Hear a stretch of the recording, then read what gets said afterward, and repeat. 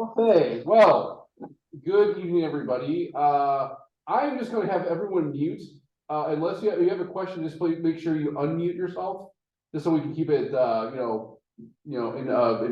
we actually have a very clear discussion. Welcome,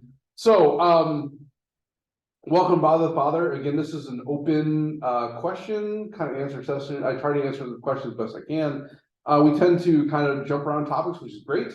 So any question you have, please feel free to ask. We kind of started discussion before we started recording, and some people online have heard that about we're going to start with something. Now I forget what it was. So, Chris, do you remember what we were going to talk about? Well, I was going to talk about Brant Petrie. Petrie's Yes. kind of pretty concise answers to many of the protests about Mary being groupie. Correct. So anyway, they deal with the the bottom line is, as far as her Immaculate Conception, he poses the question that who were born without sin, conceived without sin. Well, it's just Adam and Eve.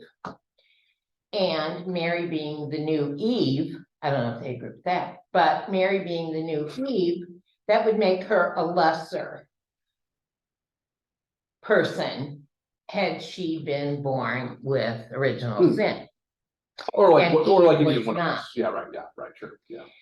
And what else does he? And he talks about the cousins because their mother's name, James and Joseph, right? Their mother's name was Mary. Yeah, so there's several Marys. Other Mary. Right, yeah. And weren't there three at the base of the cross? Well, they're Mary Magdalene, Mary, the wife of Clopas. That's the father of James and Joseph. And then Mary, the mother of God. So that does answer that. They weren't Joseph's children from a previous marriage. And I think we might have even talked about this. Where were they on those children on the road to Bethlehem? Right. If, right.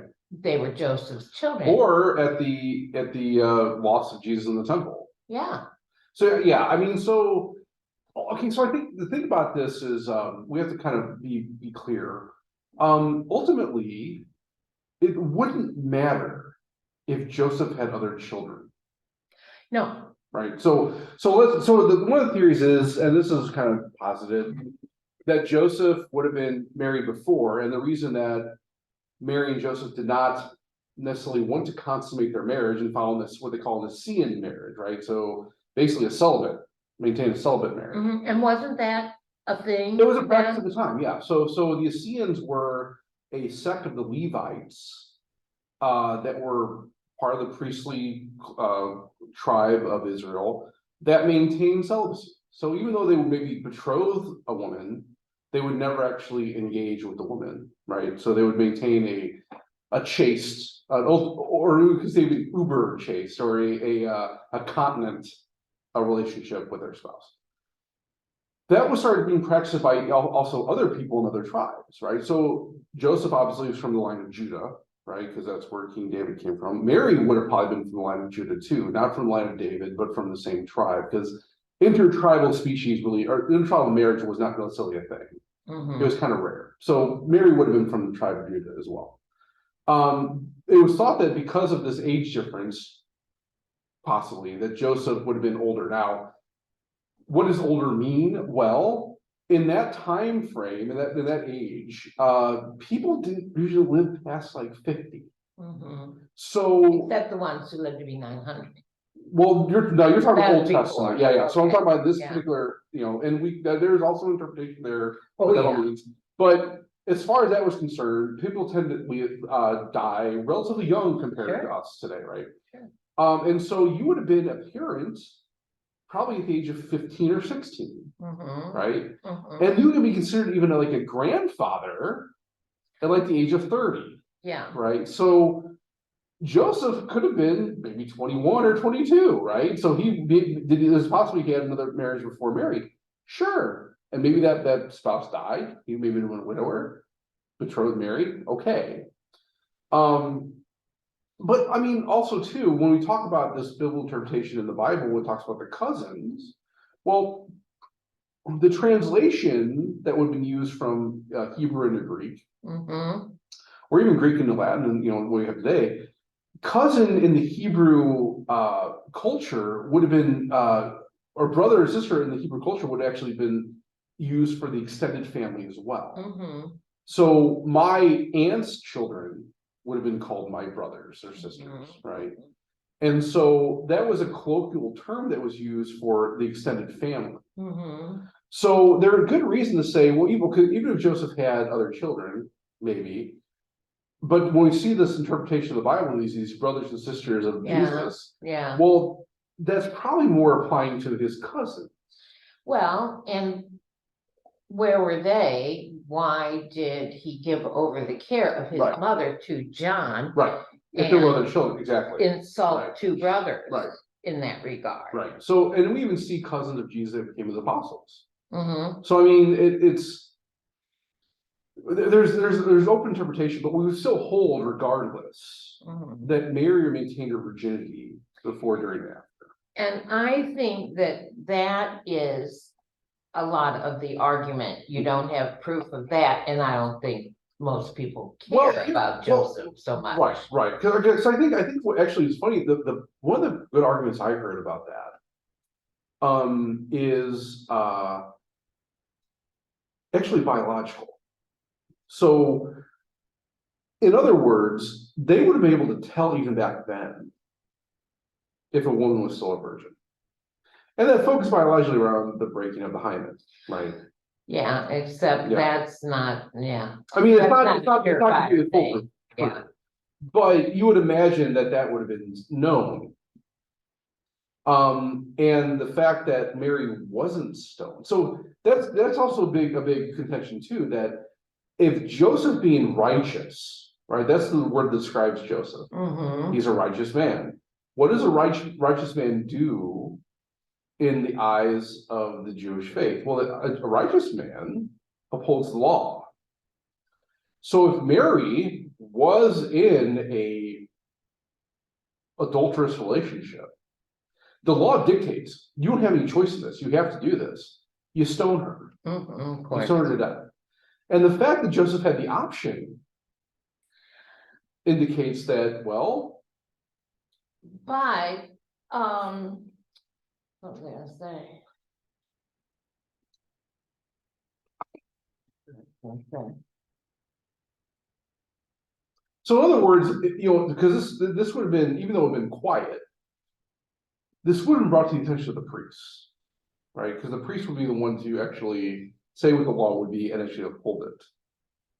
And so that's what I'm saying, that it wouldn't make sense that Mary lost her virginity and was in an adulterous relationship, or even they had kids before. Oh, what I was gonna say is, I thought, at least in Old Testament times, that once betrothed, a man had access to the So betrothed at 3 years old, 5 years old, 10 years old. you mean to Sexual have, access. So not necessarily. So the betrothal, so they were truly married. The betrothal Is the ceremony marriage. is the marriage. They are married. But traditionally, the wife would not actually live with the husband until the home was established.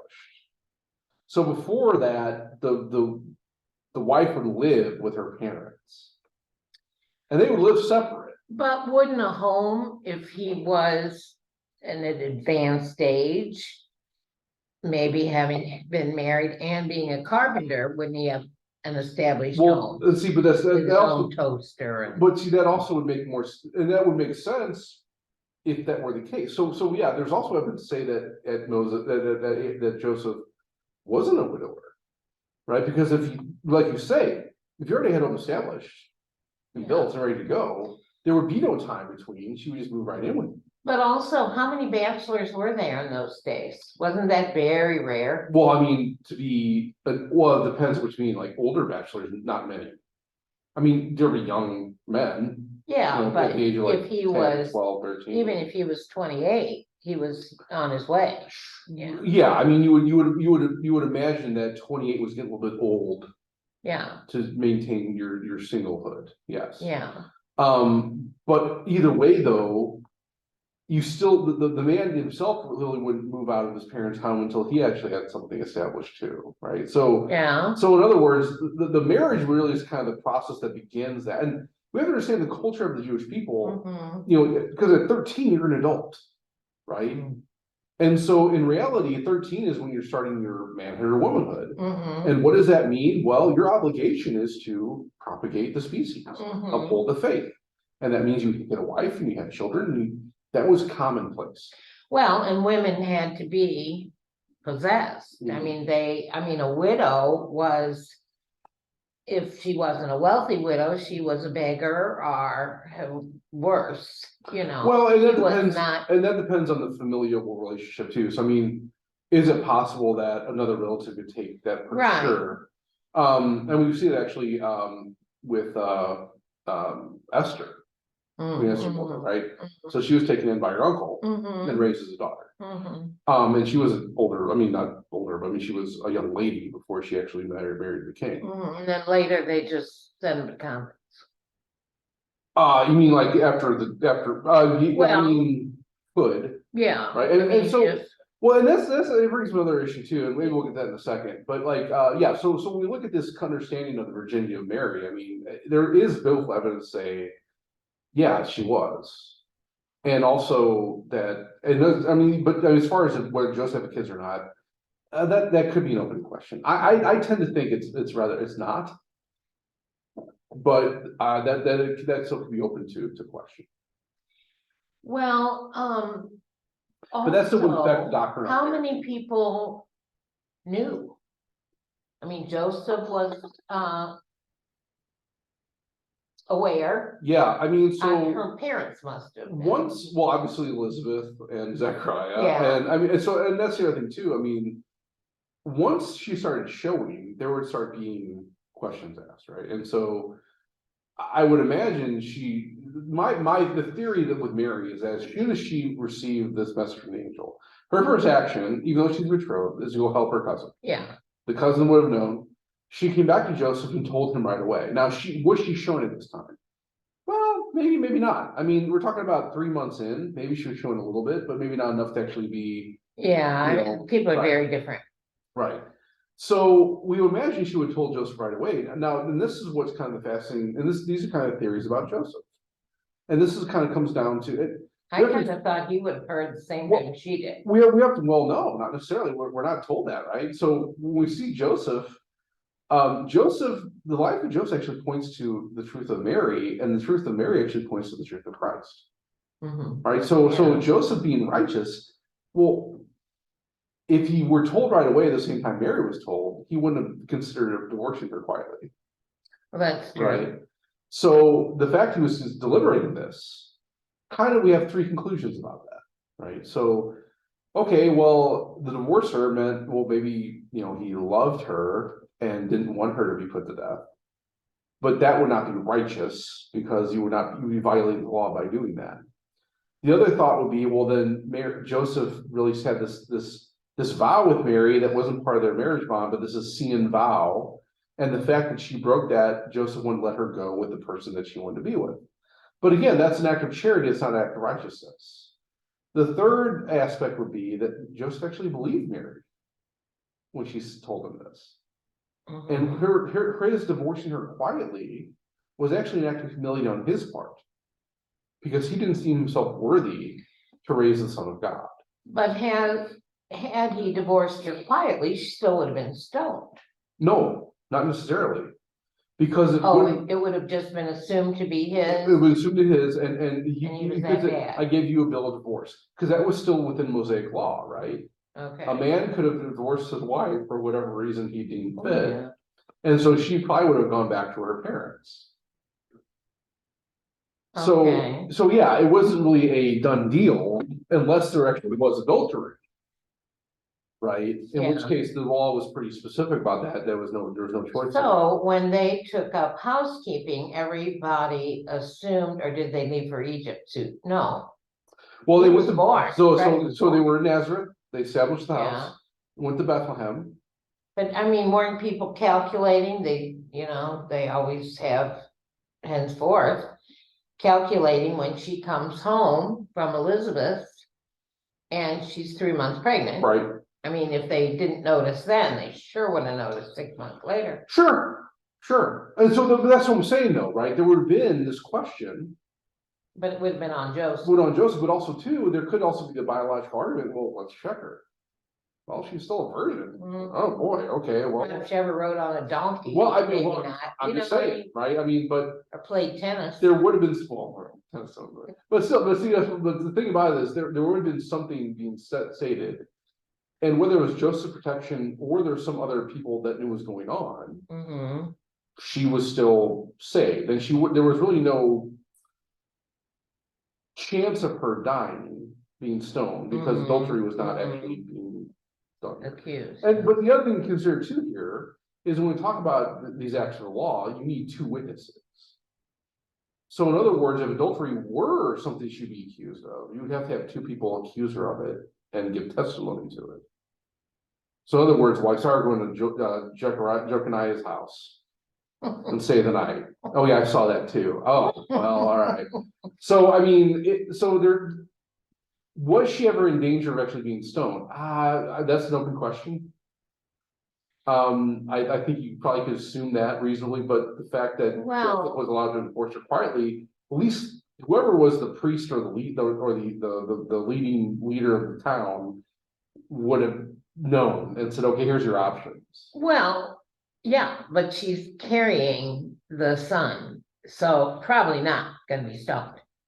Well, no, I mean, God's protection part, of course, right? Yeah, yes. I mean, that would have been, We're looking at this from a practical aspect rather than the theological aspect. But Yeah. Yeah, but yeah, of course, she is favored by God. in yeah, which that would case, have been a really early. that also doesn't mean that there wouldn't be other people to assume. Yeah, so, Yeah. I mean, yeah, right. Yeah. Could there have been other people in Nazareth that didn't know what's going on, like, oh, So you assume her parents, I mean, she had to tell her parents she was real, you would think. and Well, no, that's the other thing though, too. She was an adult. everybody might have thought of her as an adult, except her mother. Well, regardless, so in the regards of the people under the law, she was a grown woman, Yeah, right? So but she necessarily how tell her could parents, well, she even contain that news? I mean, it wasn't like somebody asked her to the prom. I mean, she would Mhm. certainly say, hey, mom, guess what? Well, like you say, I mean, they were still betrothed. Yeah, but I mean, if an angel appeared to her, Mhm. told her she was going to carry, she was now carrying God, Yeah. that would be hard to keep a secret Well, yes, from your mom. but if we look at like the visitation though, she didn't even have to say anything to Elizabeth, or Elizabeth knew it. Well, Elizabeth had some pretty strong, Right, but Evidence. we're kind of, the implication is that her immediate action wasn't to tell anyone, was to go and kind of, not necessarily validate what the angel was saying, because the angel, Gabriel told her, well, your cousin now is 6 months, right? well, wasn't that the sign that really, Yeah, but I mean, I don't think that's wasn't what this, Elizabeth 80 years old? well, whatever, either way, she was past childbearing age, right? So, now that's not out of the realm of possibility, because, well, that's also one of the reasons why Zechariah Yeah, was split up. got himself in trouble. Right, but we would interpret that passage in Luke, that the visitation was kind of, she was keeping all this in her heart. And when she actually went to go see Elizabeth, it wasn't necessarily she needed the proof that what the angel told her was true. Mhm. It was actually an act of charity on Mary's part, filled with the presence of God, to go out and bring Christ to them. Well, and that's another thing. I don't know if it was you or something I heard. They said, she made haste to Mhm. go to Elizabeth, and it was only about a 9-day trip. Yeah, give or take. 9 days? maybe. Did you ever talk to somebody who took a flight to New Zealand? Yeah, I mean, I mean, it'll be 9 days like as the crow flies, right? So how, I mean, because if you think about it, liturgically, well, we have the Annunciation on March 25th. And then we have visitation on May 31st. Yeah. So did it actually take her 2 months to maybe, I don't know. If from, the beginning of pregnancy is not the time you want to be riding on Sure. an animal. Sure, right, Or what? right, granted, yeah. So yeah, but I think regardless, we probably could at least come to the conclusion that at this point she wasn't necessarily showing. And she probably wasn't telling anybody. Because she was still kind of, again, holding these things in her heart. Yeah, but her mother. I don't know. You gotta give us that. I don't know. I mean, she is a saint too, Saint Anne, but I don't know. We're not told that, right? Now, again. Well, we're not told. Again, a silence in scripture doesn't mean it didn't happen, it just means we don't really know. Well, one thing that I came across, maybe it was Brant Petrie. Maybe, I'm not sure. I listened to so much and I said it when I'm going to sleep, so, said that we hear nothing of Joseph speaking in the Bible, but we do know that he spoke the name of Jesus. Yeah. Because he named Yeah. a baby. Yeah. Yeah. Yep. Yeah.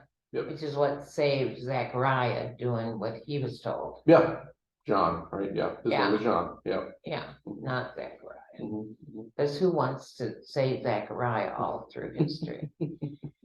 But I also heard that, which I should have known, that Joseph was in line to be king in the line of, So he is of the royal line of David. yeah, Now, so what does that mean? So, well, anyone in the house of David could potentially be the king. But Joseph, though, if that were the case, Joseph probably be a lot richer than he actually was. So, in other words, how far along he probably was at the end of the line, more than the beginning of the line, right? okay, But also too, we have to understand that the kingship was no longer of the Davidic line at this time, right? So when we look at the history of the Holy Land, yeah, of course, when Abraham came, then Joseph sent to Egypt, Jacob followed. They flourished in Egypt. Other people, especially what they call the Philistines, who were actually the Greeks, kind of established their own border, their own territories on the coast of the Mediterranean Sea.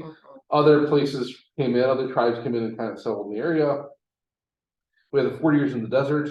Joshua leads the people into the Holy Land, conquers those areas, establishes their own, kingdom country. But it's not even a kingdom because it's run by these judges that are appointed by God for hundreds of years, until the people call for a king against the wishes of against the promptings of Samuel, who said, well, that's not really a good idea because you have one of the best kings ever, which is God. He's taking care of us.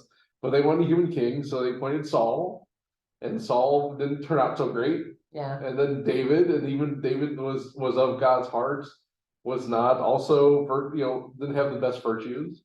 And you have that line, and then Solomon almost immediately kind of just falls away, where he kind of lets his wives run the show, and they started worshiping all these different things. Then you have about more like 300 years later, you have these Assyrians that start sacking these parts of these other tribes of Israel, right? And they start shipping all these people off to these different parts of Assyria. They get conquered by the Babylonians. The Babylonians come into Judah, conquer the rest of it, send their kings and everyone back to Babylon and scatter them all out of the Dysphoria. Babylon gets conquered by the Greeks, so the Greeks now are covering this area, and the Persians. And the Persians are conquered by the Greeks, so the Greeks are not controlling this. And from the Greeks, they have these Greek lines who were of the generals of Alexander the Great, which is where we get the Book of Maccabees and these other things, right?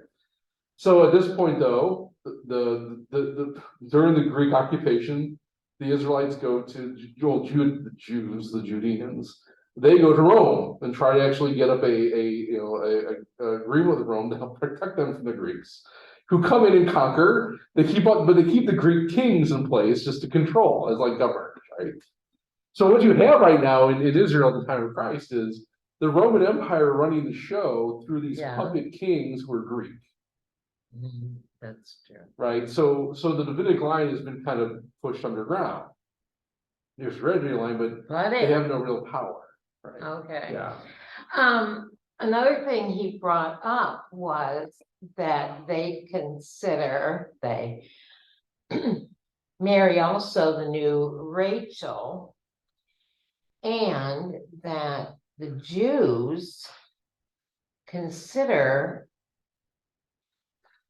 more than anything else the title Our Lady of Sorrows, which is what Rachel was, and that God did not listen to pleas from Moses, but he listened to pleas from Rachel.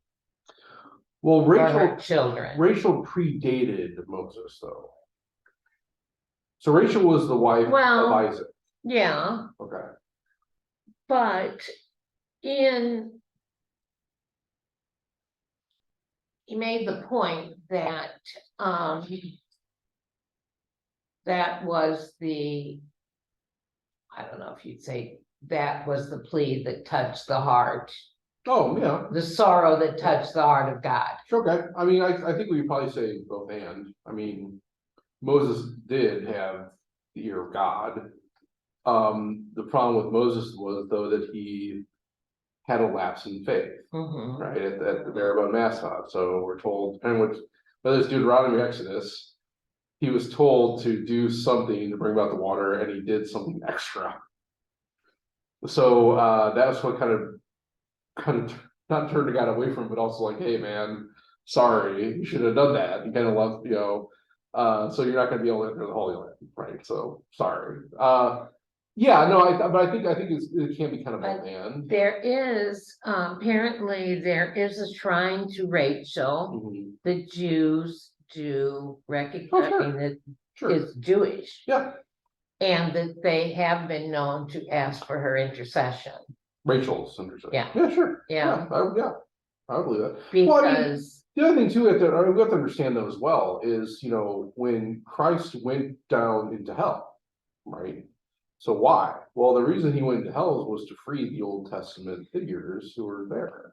Yeah, and it wasn't really hell, was it? Sheol.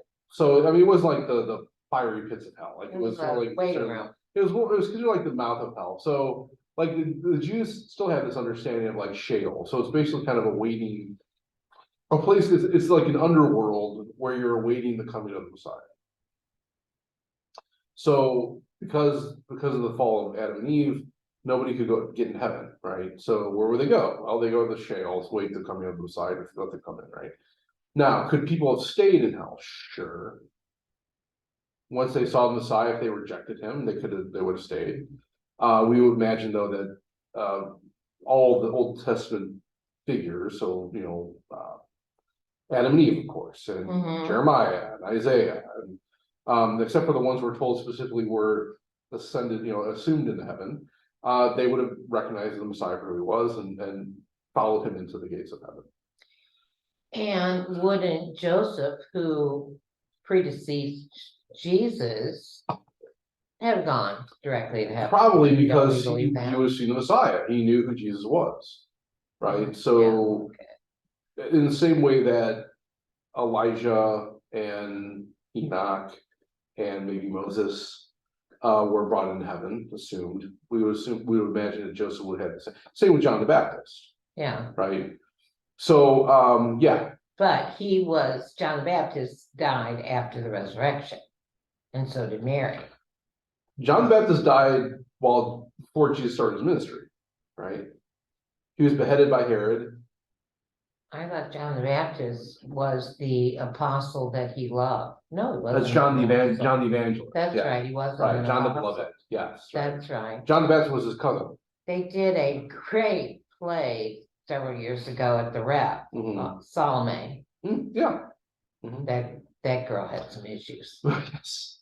Well, I tell that just because Yeah, we you're would right. also, Yeah. we would also hold Rachel in veneration too. We would imagine Yeah. she would be a saint too. And so the Old Testament figures we would venerate as saints. And as a matter of fact, this really kind of comes out in the Greek, the Eastern churches. So the Eastern Rite Catholics, Eastern Orthodox, they actually have certain days they would venerate the Old Testament saints. No. So yeah, we don't necessarily have that tradition in the Western church, but we would still recognize those, right? And say, oh yeah, look, Rachel is a saint, Jacob is a saint, right? We would still hold that to be true. Yeah. Well, I saw a picture, and I think this was Petrie. He held up one of Luther's first Bibles of his own, branding. And it had, in the very beginning, it had a list of the saints. Yeah. Yeah. And he said, and I didn't know this, that he recognized baptism, the Eucharist, and confession.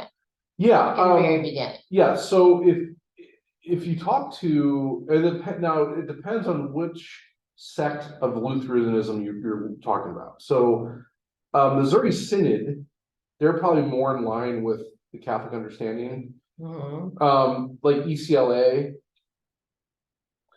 But what a Concordia professor told our class in our deacon year was that we were talking about sacraments and how we define them, and he said from a Missouri Synod standpoint, Lutheran standpoint, and even Luther himself, they would understand a sacrament as anything that forgives sins, right? So baptism, sure, Eucharist, or communion, they would, and even they would still have an understanding of the real presence of Jesus in the Eucharist, and but they would just say that anybody can confess it, not just a priest, which we'd be like, and then of course they do actually have a rite that's not really used all that often, but the rite of reconciliation. And so now again, the difference would be though, in that understanding, you and I can do confession for each other, even though you may not be ordained, right? Yeah. And because really they don't recognize holy orders, because I'm baptized, I share in the priesthood. And that's true. We understand that there's a common priesthood, but also Jesus established a ministerial priesthood, we understand. And so now they would also say that the rite of confession should only be done by a minister because they're trained to do it. But ultimately, if we were in a pinch, it wouldn't matter. Well, and that's something we say even in the Mass, and to you, my brothers and sisters, I confess even to you, my brothers. Right. Well, because also they don't necessarily have an understanding of mortal and venial sin like we do either. And I seem to be prime target for evangelism myself. Okay. Especially when I would, during the pandemic, since I live alone, I would nose into the park so I could see human beings. Sure, yeah. And they were pushing baby carriages. And then after the pandemic, they were pushing 2 baby carriages and had 2 dogs. But I might have told you this. This woman came up to me and, could I give you this from my church? And I say she was an old lady. Well, I'm having a hard time joking that out so much anymore. Sure. But I said, oh, thank you. I don't want to waste it. I do belong to a church. Oh, what church you belong to? I said, that one up Catacarmer up there. The Catholic Church. I said, yes. I've been a member of the Catholic Church since 70 years, 60 years, 69 years. She says, oh, but my church was started by Jesus Christ. I said, oh, so was ours. Yes. Oh no. Oh no. Okay. I said, well, I think we both have a devotion to Jesus Christ. Sure. I wasn't going to argue with her. Right. That's prudent. Even though I felt like it. Yeah, no, that's prudent. Yeah. your church didn't come along for, Well, it's funny, because like when I was in college, there was one of my fraternity brothers, loved the man, he's a good guy, really, really faithful guy, he was Baptist. And he claimed that his church was founded by John the Baptist. Oh. And and it's like, well, and not knowing history the way I do. I mean, I knew history in general, but like I didn't know history of all the denominations, so when so I'm like, well, maybe okay. But it really was like, but part of it was just like, well, but ours is founded by Christ. So, and even the scripture they talk about like the baptism of John compared to the baptism of Christ, that even those who were baptized by John had to be baptized by the baptism of Jesus. yeah. So I'm like, well, that's great, good for you. Let's say you did have the more ancient faith. You're still not founded by God. So that's really the argument right there. You don't find out till later. It's like, oh, well, you broke off of the Calvinists who wrote. So it's historically inaccurate sometimes, Yeah. but also sometimes you actually have to be clear too about what they mean by that. So do you mean historically, or do you mean like theologically, or do you mean like Well, what I sidetracked myself on, these two young women stopped. And so we're exchanging pleasantries. And as they're going, they said, oh, maybe we could get together, because this was after the pandemic. And I said, sure, for coffee. Yeah. I said, sure. And she gave me a little prayer card and said, which I still have on the dash. Right. And she said, and could we pray for you? I said, oh, please do. I'm having some trouble with my legs, and I will pray for you. Well, then they called me. Oh, and then I saw this old lady. So we made a date to meet for coffee. Well, I wrote, I would love to meet for coffee, but I want to tell you that I am Catholic, and I'm, oh yeah, they wanted to meet. Well, she was teaching, Chelsea was teaching the other one fishing. Oh, okay. And so of course I told them as much about my church and what they do. They were living in not community, but they all had apartments in the same building. Okay. Who were in this, I guess you would call it, formation. And they were going to go out, and their purpose was creating disciples. Oh, good.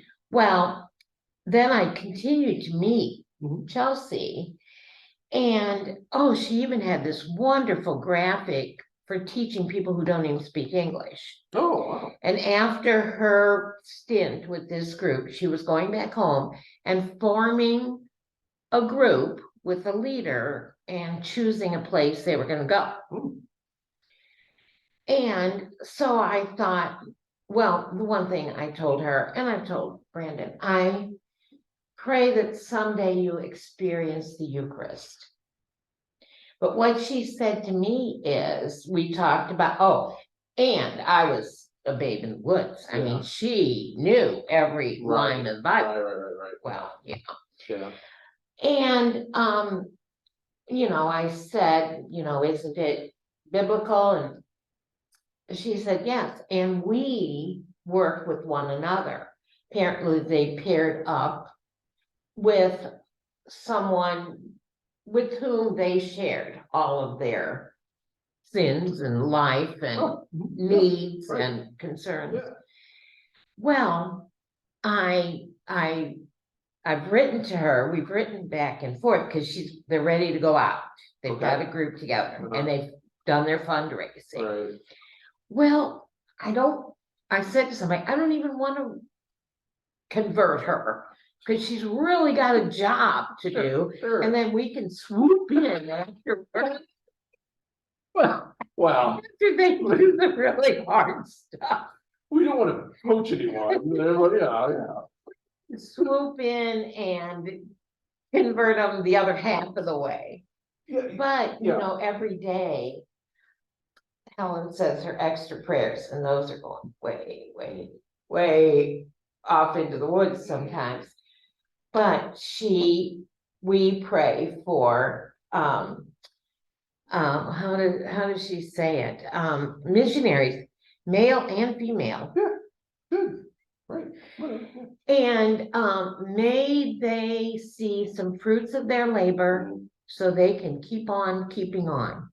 Okay, Well, every day I say in my head, Chelsea, oh, good. watch over Yeah, Chelsea. Sure, yeah. Because, oh, she's so sincere, Yeah. and I do hope that they are successful because they are Christian. But she said that is what they believe is sufficient.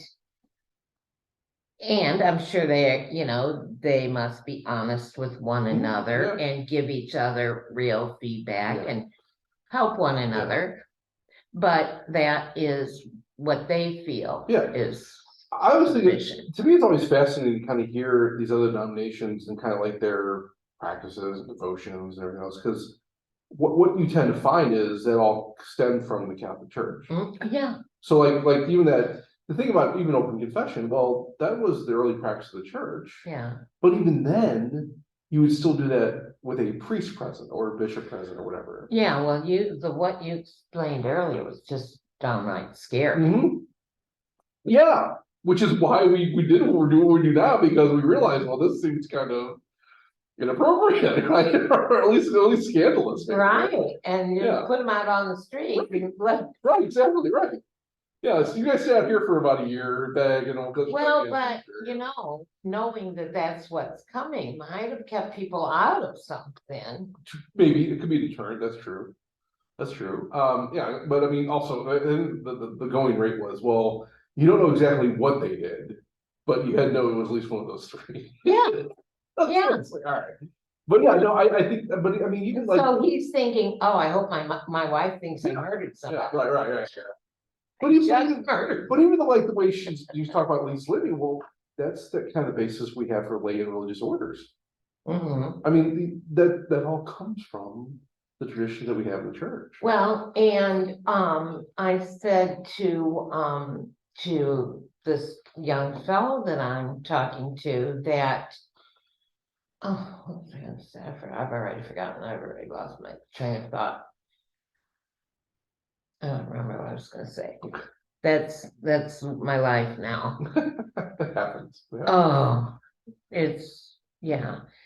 But anyway, one of the things, I have a couple technicalities Okay. I want to ask you about. All right. One of them is, I saw somewhere that this gesture is for the celebrant of the mass, not for the entire community So that's called the orans position. or on. It is considered the high priestly position, right? So the meaning of this, right? Yeah. Is the priest in the person of Jesus is gathering the prayers of the people and offering them up to the Father. So Okay, so that happens primarily 3 times in the Mass, right? So you see it, we call Yeah. the very beginning with the collect, yeah, right? The yeah, collect is that opening prayer. We're gathering all the prayers that's being said, but also the prayers of the people in the very beginning of the Mass and offering those to the Father.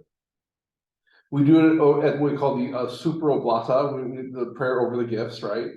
So over the gifts, we have the same orans position, yeah. and then we do the Eucharistic prayer, because the entire Eucharistic prayer is an offering to the Father. Uh-huh, And then finally in the post communio, so after communion, right? right, So it's 3 main prayers at the times when you see the priest doing these orans. uh-huh, And that is a high priestly offer. Oh, the Our Father too.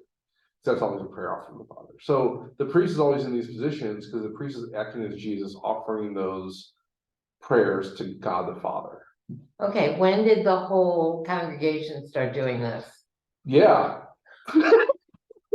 That's a great That's what question. you like. That's a great question. So my thought is, you saw it after Vatican II, primarily, I think, because you wouldn't have seen that in the extraordinary form of the Mass. No, but I didn't see it. Now, but part of that for also could Years be, after that. what I'm saying is, I mean, it would have happened after, I don't know how often. Oh, yeah. yeah. But also, this could also been an influence of, I don't wanna say it's Protestant influence, but like, as people started converting to Catholicism, that would maybe practice maybe some of the Protestant, Oh, and it was okay. just like, okay, and it may not have been understanding what it actually means, and so I see people do that all the time, especially, you see primarily during the Our Father. right? Yeah, And yeah, it's like, yeah. okay, I mean, so it's not like it's like a big deal. But also, yeah, that there's a meaning behind that action. And that the person doing it is actually acting as Christ. As an ordained priest, as acting as the person of Jesus, offer the prayer to the Father on behalf of the people, right? So so maybe the question is, should people do it? Yeah, There's nothing in the rubric, in the germ, and anything written that says the lay people should do that. Even you'll notice concelebrants, mhm. right? So if I'm Yeah. concelebrating mass, if I'm not the presider of mass, I don't do those actions unless I Right. am not the Eucharistic prayer, but other than Well, it that, might be good to run that by the school children.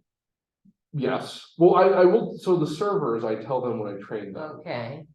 and we do go with the seventh One of graders. these days, one of those kids, girl, Mhm. is gonna call you on your bluff, What do you mean? doing the homily. She's They gonna haven't say, yet. oh yeah, I wrote it I down. let them, seriously, because really, liturgically speaking, You deserve it. well, no, what I'm saying is, Jesus. liturgically speaking, it wouldn't be a homily per se, it would be a sermon, first off. But all that needs to be said for a homily is the priest has to speak after the gospel. And you So, can say, I can take say, it away. hey, that could be my homily, right? That could be it. So, they might.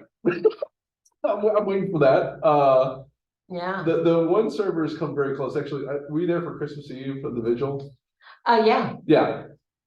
So I asked them 3 times. I asked them at the very beginning of mass. I asked them right after we sit down, and I asked them again for the second reading. that's what all that Mhm. convincing is Mhm. about. Yep, so they say yes all 3 times, I'm like, all right. Here we go, but they never take me up on it, so I'm like, Well, one of them's going to. if they do, great.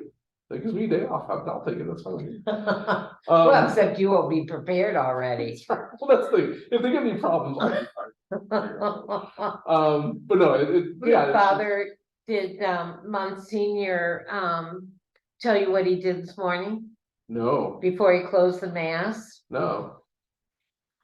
So we're ready for him to say, to Peace be with bless you, us yeah. and send us forth.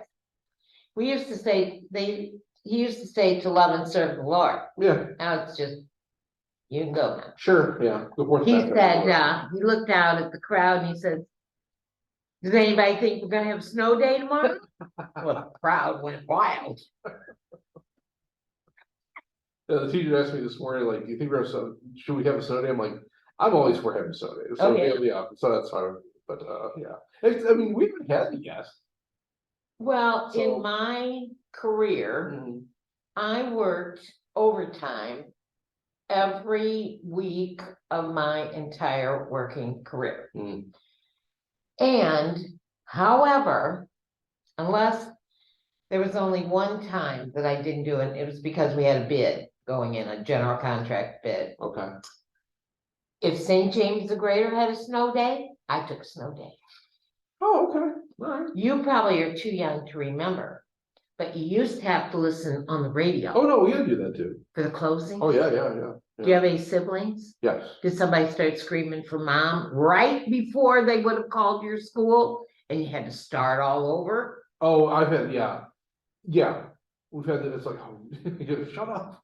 Oh, that's, yeah, right, yeah. we've had And it. we, of course, St. James, of Mhm. course, had a million Right. S's to get Right, through. Right, And, but if St. James had a snow day, I didn't go to work.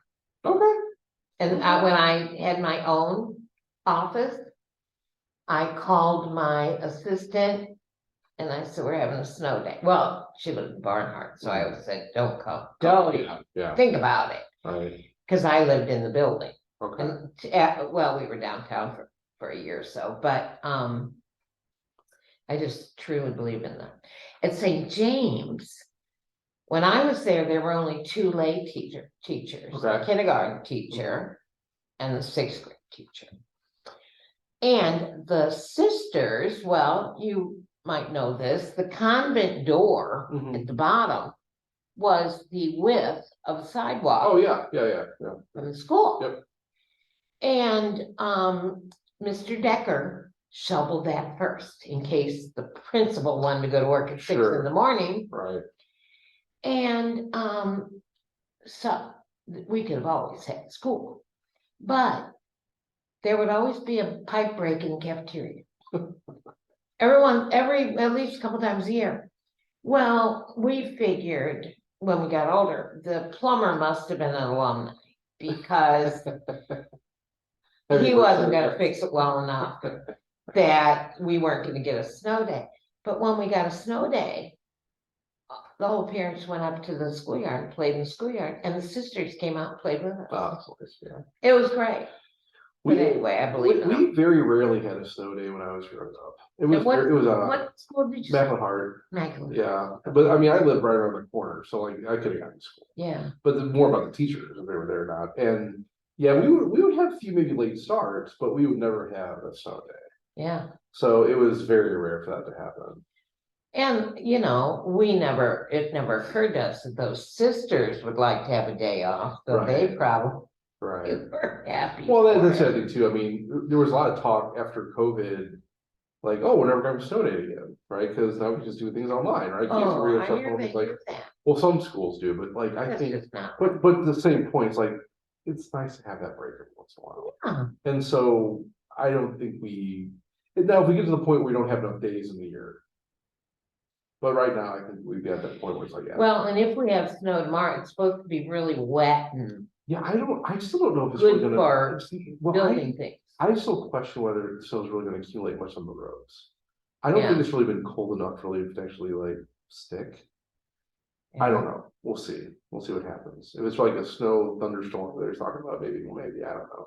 But we'll see, that's for sure, yeah. Well, I hope so. Yeah. Because, yeah, Although, They just need a- well, with me, it's tomorrow, on Wednesdays, I typically go in the fifth grade classroom. when I Oh, teach do it. you? Yeah, so I enjoy that, so I wouldn't miss out on that if we didn't have school tomorrow. and you can't just, or do you go to a different classroom every day or a couple of them? Well, this is always in the same classroom, different time throughout the day, because it's the fifth, so they have 3 different grade classes, so. Yeah, But no, I mean, that would be, I would miss out on that tomorrow if we didn't have Oh. class, not until next, but they probably were sick of me anyway, so it's fine. well, I bet they weren't. I don't know, we'll see, but that would be the only thing I would miss tomorrow. Yeah, probably, that'd be it, so, because then we have, I don't know if we don't have school, I don't know if we're gonna have youth group tomorrow night either, so I'll have to see how that goes. So my day might be pretty open. You if we- might so- be, yeah, you might be. Oh, another thing I read. Oh, I wanted to ask you, the Liturgy of the Word books, do you have any of the old ones laying around somewhere? I think we get rid of those after we have the. Oh, notice I of wish it. you'd offer them, Yeah, cause I would like to tear out the prayers in the back okay. and get them to my man Jerry. Oh, God. I would imagine though, if Such a you really, if you wanted to though, like at the end of the year, if you wanted to just take them, I don't think it'd be a problem. I didn't think of it. Yeah, but I mean, I think at the end of the year, we recycle them or we do something with them, I don't know, yeah, but no, I don't think we have any lying around. Well, I wanted to ask another couple questions about indulgences. Okay. 'Cause I'm obsessed with that, Okay. and I'm feeling scrupulous. Okay. I know. There's a lot of potential to be scrupulous with indulgences, that's for sure. Well, yeah, and I do like to get my OCD working for me in other areas. Good, Since okay, I don't, not so much about house cleaning as much as I was. fair. But I said to my brother Bill, who's even worse. I said, Bill, do you ever think maybe you have a little OCD? He said, Chris, there's no such thing as a little OCD. So, Fair, yeah, I'll give that, yeah, fair. So but, I want to know, since we offer to God Hmm. the body and blood of Christ, and we are always told, I heard one priest online say, never waste a headache. Always offer it up. Offer up any Yeah. suffering. Good, yeah, right. Can I offer my brother's suffering? Oof, yeah, He suffered egregiously. so. I mean, to God, It doesn't, on his well, behalf. okay, let's put it this way. One of the big problems we had with the schism happened in the Reformation. And one of the things that Luther had a big problem with was, not necessarily indulgences per se, but the selling and buying of them. And that's, so in other words, that stemmed from what kind of happened in history was indulgences were kind of these acts of devotion and penance. Yeah. But what happened was these rich people were like, well, how about I have my servant do it and I'll just give her some money to, whatever, so someone will do it, it'll be done, but I can maybe pay someone else to do it, right? Yeah. And that never was actually accepted, but it wasn't necessarily like condemned, right? Yeah. And so Luther was right in that respect. Yeah. So what that really, the bigger issue would be, okay, but if I am offering this up, I cannot offer what I don't have. Well, and that's what I didn't mean for indulgence, but I meant, is it obnoxious of me to say, in prayer for Mark, Yeah, please accept his suffering. yeah, I don't think that's a bad prayer. And I don't think it wouldn't even necessarily be bad to, in the way kind of like, time and space works outside of time and space. Yeah.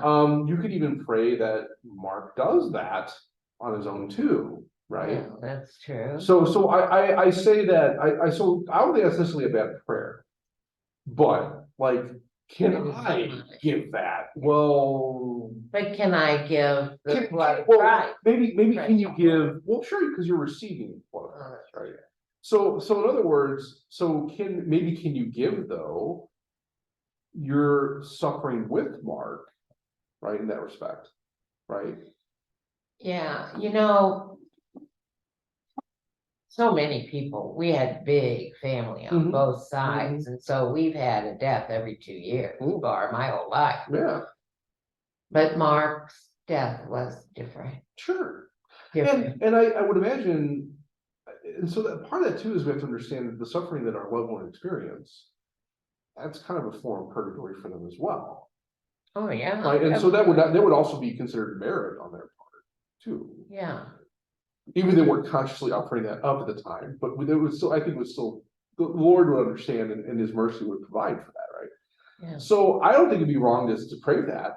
And I would even maybe go a step further and say, well, I offer my sorrow and my pain and with this witness to Mark. Good, right? Because, and I know this is hubris, but from the moment he died, I just thought, I need to know where he is. I need to get some control. Yeah, well, we all want that, right? That's kind of the big thing about being human. But he was, he was the closest I had to my own child. Sure. I mean, he was like a little shadow. And he would have been 60 this week. He died at Christmas before his 50th birthday, which was 10 years ago. And very young. Very young. Yeah, he had cancer 10 years before. And it was a tonsil, but it went into the lymph nodes. Oh wow. And that was a horror show, first water. And he got through it. He said he and his wife were sitting praying on the sofa one night, and he knew. It Okay. was gonna be cured. Now, he went through just a terrible, terrible year. Oh, yeah. And he was cured of the cancer, Mhm. but the radiation Mhm. eventually killed him. Yeah, yeah, wow. And I mean, but it got so, we were there when he woke up and found out he had no voice anymore and a feeding tube. And he was a gourmet chef, and I mean, just every bit of it. Yeah. And for a while, I was terrified that he let himself die because my other brother found him and he was reclining on the bed. And he said he had his foot flat and his knee up and the other knee over it, like he was just listening to music or something. Yeah. And he died. But if that airway blocked, he had to clear it. And did he, Well, I mean, or was he unconscious? well, yeah, We don't know. so that's the thing, we could speculate, but I think ultimately it's trusting God's love and mercy for it. Well, and he had just lifted the DNR at the hospital, but he wasn't living his life. And there's nothing anymore. necessarily wrong with that either. Right, Yeah, so I mean, yeah, we want to be letting very it clear about, yeah, happen. so, Yeah, we definitely want to be clear about that, and so. Yeah, I think we do trust in God's love and mercy, and the Yeah. fact that he was going through those things and still maintaining his faith, was praise so- God. I mean, I think Yeah. that would be, let's put it this way, I think saints are made of those type of things, right? I hope. Yeah, and so I think we trust in that. And so, no, I mean, that's something we shouldn't pray for them, or, but I also think that actually could be attributed merit before your brother, and regardless of what happened, we don't really know for sure, but we trust that God loved him. Well, and he even And loves- said at one time, because Mark he was just bigger than life, Mhm. and he said, I have been brought lower than I ever thought I could be. And that's not all bad. Right. Well, I mean, I mean, imagine also he was probably anointed and stuff, right? I mean, he received sacraments regularly? He was in the hospital a few times and they couldn't intubate him. Right, So they remembered him every time he showed up again. right. But he managed to get himself in the presence of somebody else who called an ambulance. Okay, yeah. He went to a friend's and he was fireman. Oh, okay. And he collapsed. Well, Doug kept him alive in order for them to get him to the hospital. But then it happened some other way again. And eventually, they told him you'll be able to talk or eat. Okay, okay. Yeah. Eventually, Right. at that point, I mean, just everything about it was terrible, but I'm hoping it was the suffering that purified him. Yeah, well, I mean, that's why we have this whole sacrament that's dedicated to that, right? I mean, I think, and I think, I don't know if I've talked about this before, but I mean, I think one of the most misunderstood sacraments is anointing of the sick. Yeah, Because I think a lot of people, we talk about the secondary effects. So yeah, we hope for healing, and God can work Yeah. miracles, and we hope for that. God forgives your sins, and we mortal sins, right? So yeah, for sure. But that's not the main purpose of the sacrament, right? The main purpose of the sacrament is to suffer well, to receive a grace in suffering, that we're no closer to Jesus than we're suffering with him. But also, through that grace, the effect of that is you become a model of dignity for us. What it means is suffer with dignity and suffer well. And so that's what that sacrament is directed towards, right? And so that's also why you can even receive that sacrament by desire. So yeah, the only sacrament you cannot receive by desire is holy orders. Well, and I'm just, we don't know. Mitchell found him, Right. his dog, God bless, Olive, was going crazy. And, I hope, maybe with his last breath, he whispered Jesus' name, or he might have just blinked out like he did before. But I think either way, we hope we trust the God. Oh, yeah. Yeah, I think we at least have that trust. Right? So, Definitely, yeah. I don't, Right. can't imagine they could do without him. Right. He was a fun guy. But, oh, that reminds me, I don't want to keep you too late. There was, who was it? Oh, Father Mike Schmidt, Mhm. he's a hoot. Yeah, it's great, yeah. He doesn't drive me crazy. I told somebody, he reminds me, Johnny Carson used to have this guy on every once in a while who was the fastest talker in the world. I think he's the reincarnation. Maybe. Because it does, because I told you, I'll set those things on Well, when I go into sleep. one thing I can attest to about Father Schmitz, so I had the honor of meeting him when I was up in, I was actually down in Georgia for a week, and he was down there for a Lightning Camp. I was there with another youth group, and he's a genuine guy. Mhm. He is I mean, what you see on those Mhm. podcasts, that's him. And he's just very energetic. Well, there's upbeat. one of his podcasts, apparently he thought he was gonna be an actor at one time. Yeah, I probably see that, yeah. Well, in one of his podcasts, he said he tried out for this part and he didn't get it. But they said, we'd like you to audition for this other part. Well, he didn't get that either. But that's starred Angelina Jolie. He said, I could have been the first ex-husband of Angelina Jolie. Yeah, Well- Father Schmitz, I've heard is, they have this term for young attractive priests called Father What a Waste. Well, we had one Yeah. in our parish. Okay. Father Ostrowski, I think his name was. My aunt, who you never knew what my Aunt Jean was gonna say, she called him Father Cutie Pie to his face.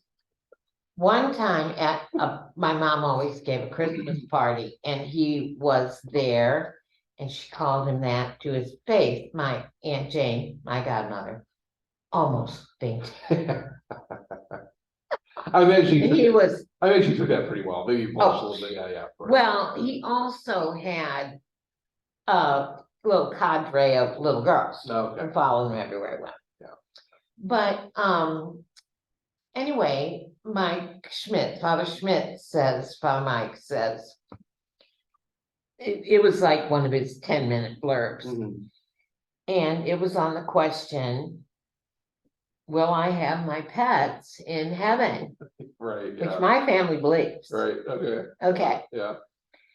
And he says his answer would be, if you need your pets in heaven to be happy, yes, you will have them.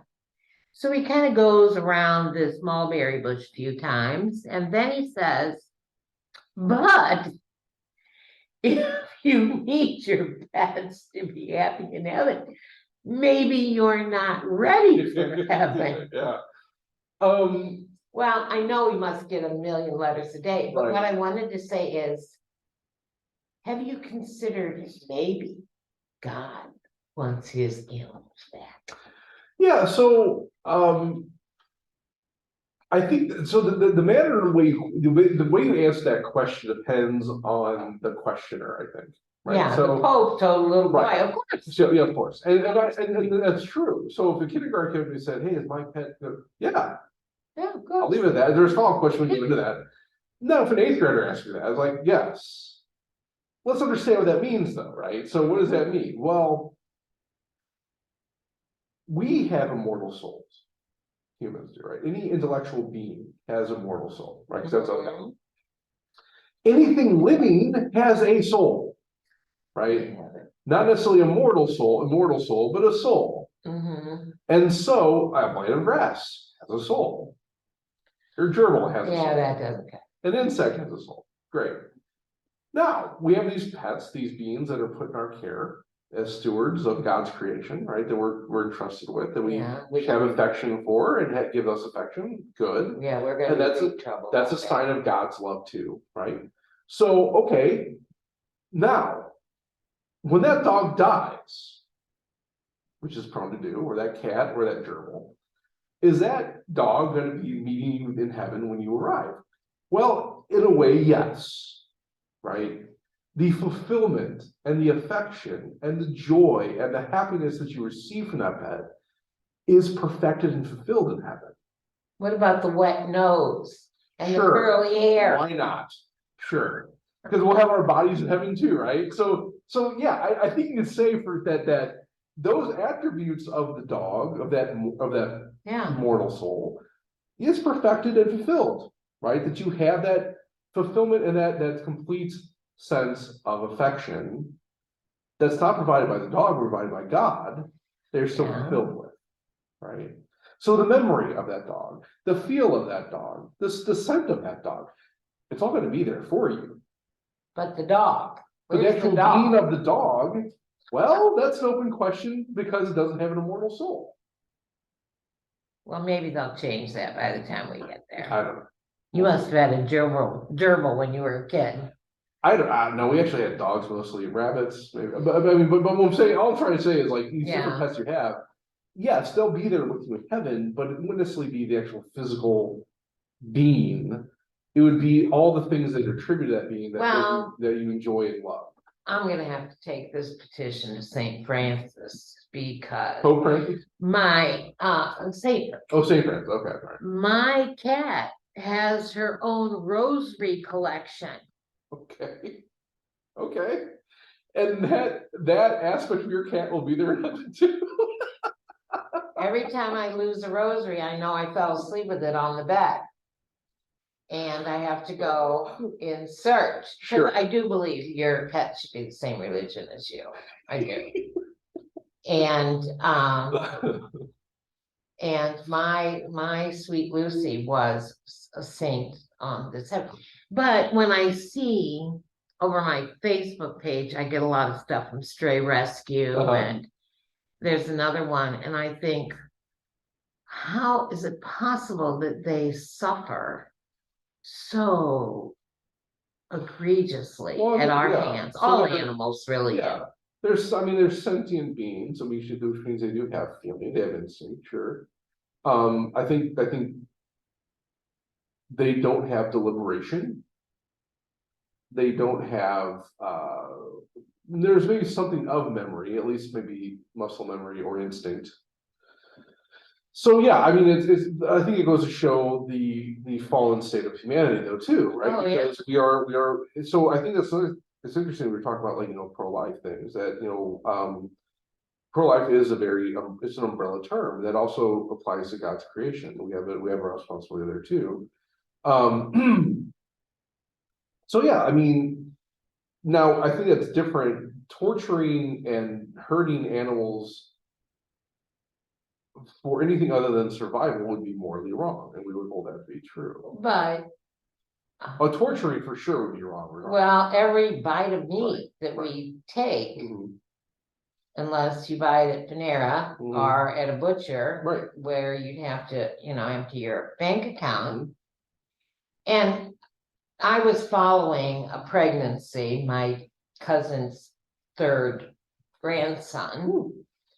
And the closest I had to a niece, my brother's niece, Yeah. and we were at the baby shower Mhm. for Jenny, the niece. And, and she's very pregnant. Sure. Oh, we're so excited because it's gonna be the first of that generation. Well, then I went home and my cousin had posted a picture of a pig in a gestation cage. Mhm. Where a female, well, I posted that right on my Facebook page and I said, this is a pro-life issue. This is a feminist issue.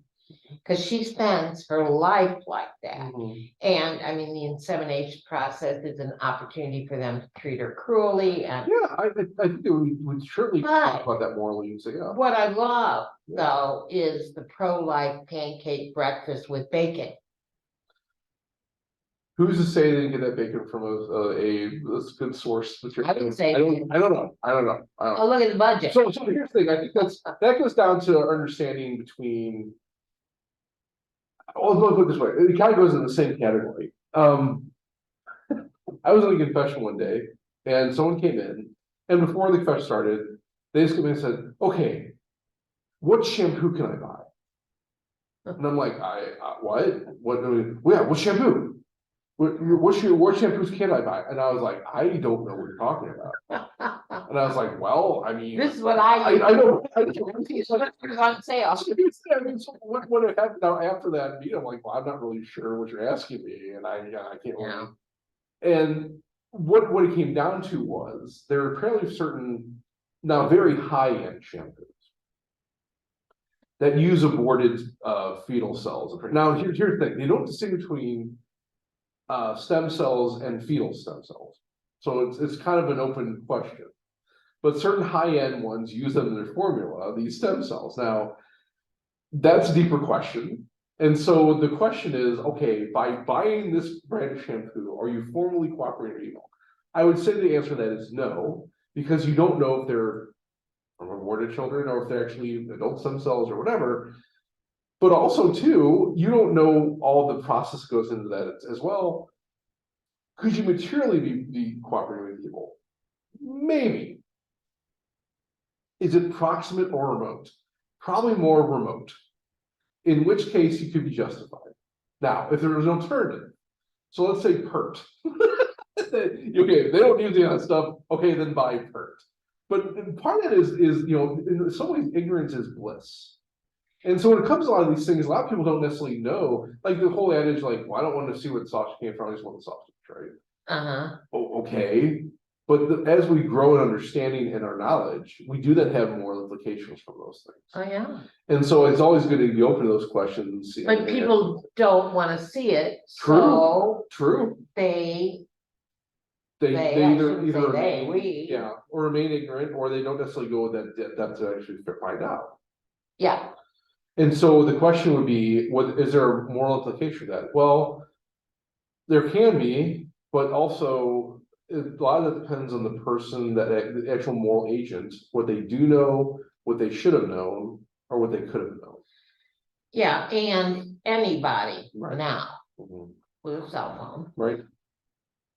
not only can know, Mhm. but should know. And I mean, factory farming is pure Right. torture. But in that same sense, though, it's the same thing like the question with the shampoo.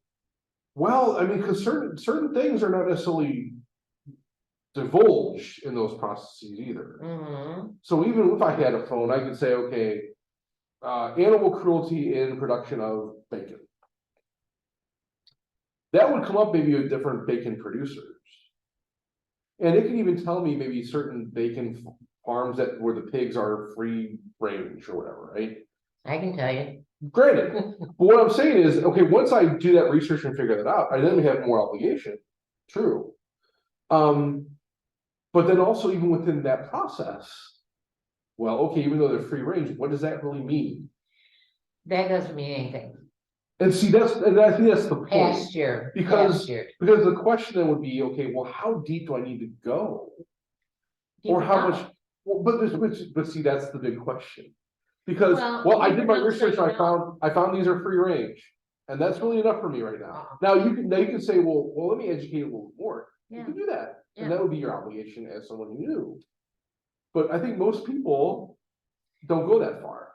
Yeah, but are they obligated? These are God's Well, creatures. I think we are going to account for this. But see, again, that comes down to the level of knowledge, because like I say, my understanding of what would be moral may just be, well, as long as they're free range and not cooped up in a thing all day, and free range means this. Now, we can talk about terminology and definitions, that is important. Well, yeah. But your average consumer, average person, even with a phone, would probably go as far as, well, I don't want anything that I know is going to be put up in a cage all day and basically roll, whatever. And this free range farms, okay, well, I will assume that's what that means. I'm gonna go with that. Yeah. And that means that the factory floor, the size of a football field, might have 2 or 3 garage doors. So there's some little chickens Mhm. that go out the garage door and come back in. Right, yeah, But this chicken over here, right, yeah, is fair, gonna live and die in that fair, spot. fair, and that's what I'm saying, I think that's the idea is that. What the But, question is, would a person reasonably know that? And that's the key word there is reasonably, right? Because, well, what do we mean? And there's a lot of they have their deception. head in the sand. There's a lot of deception goes on though too, right? So you have to be, we have to be, I don't think there is as far as factory farming. well, maybe not. What I'm saying is there are industries out there that use terminology that sound Well, and very that was like, free range. right. And what I'm saying is there could be nefarious things going on to try to promote that so that there's money grab, greed, granted. The question is though, I as your average everyday consumer of whatever, what is my obligation in that respect, right? Well, I will admit, my sister-in-law did tell somebody about me. My sister-in-law's never met a boycott she didn't like. Mhm. It's true. Okay, yeah, But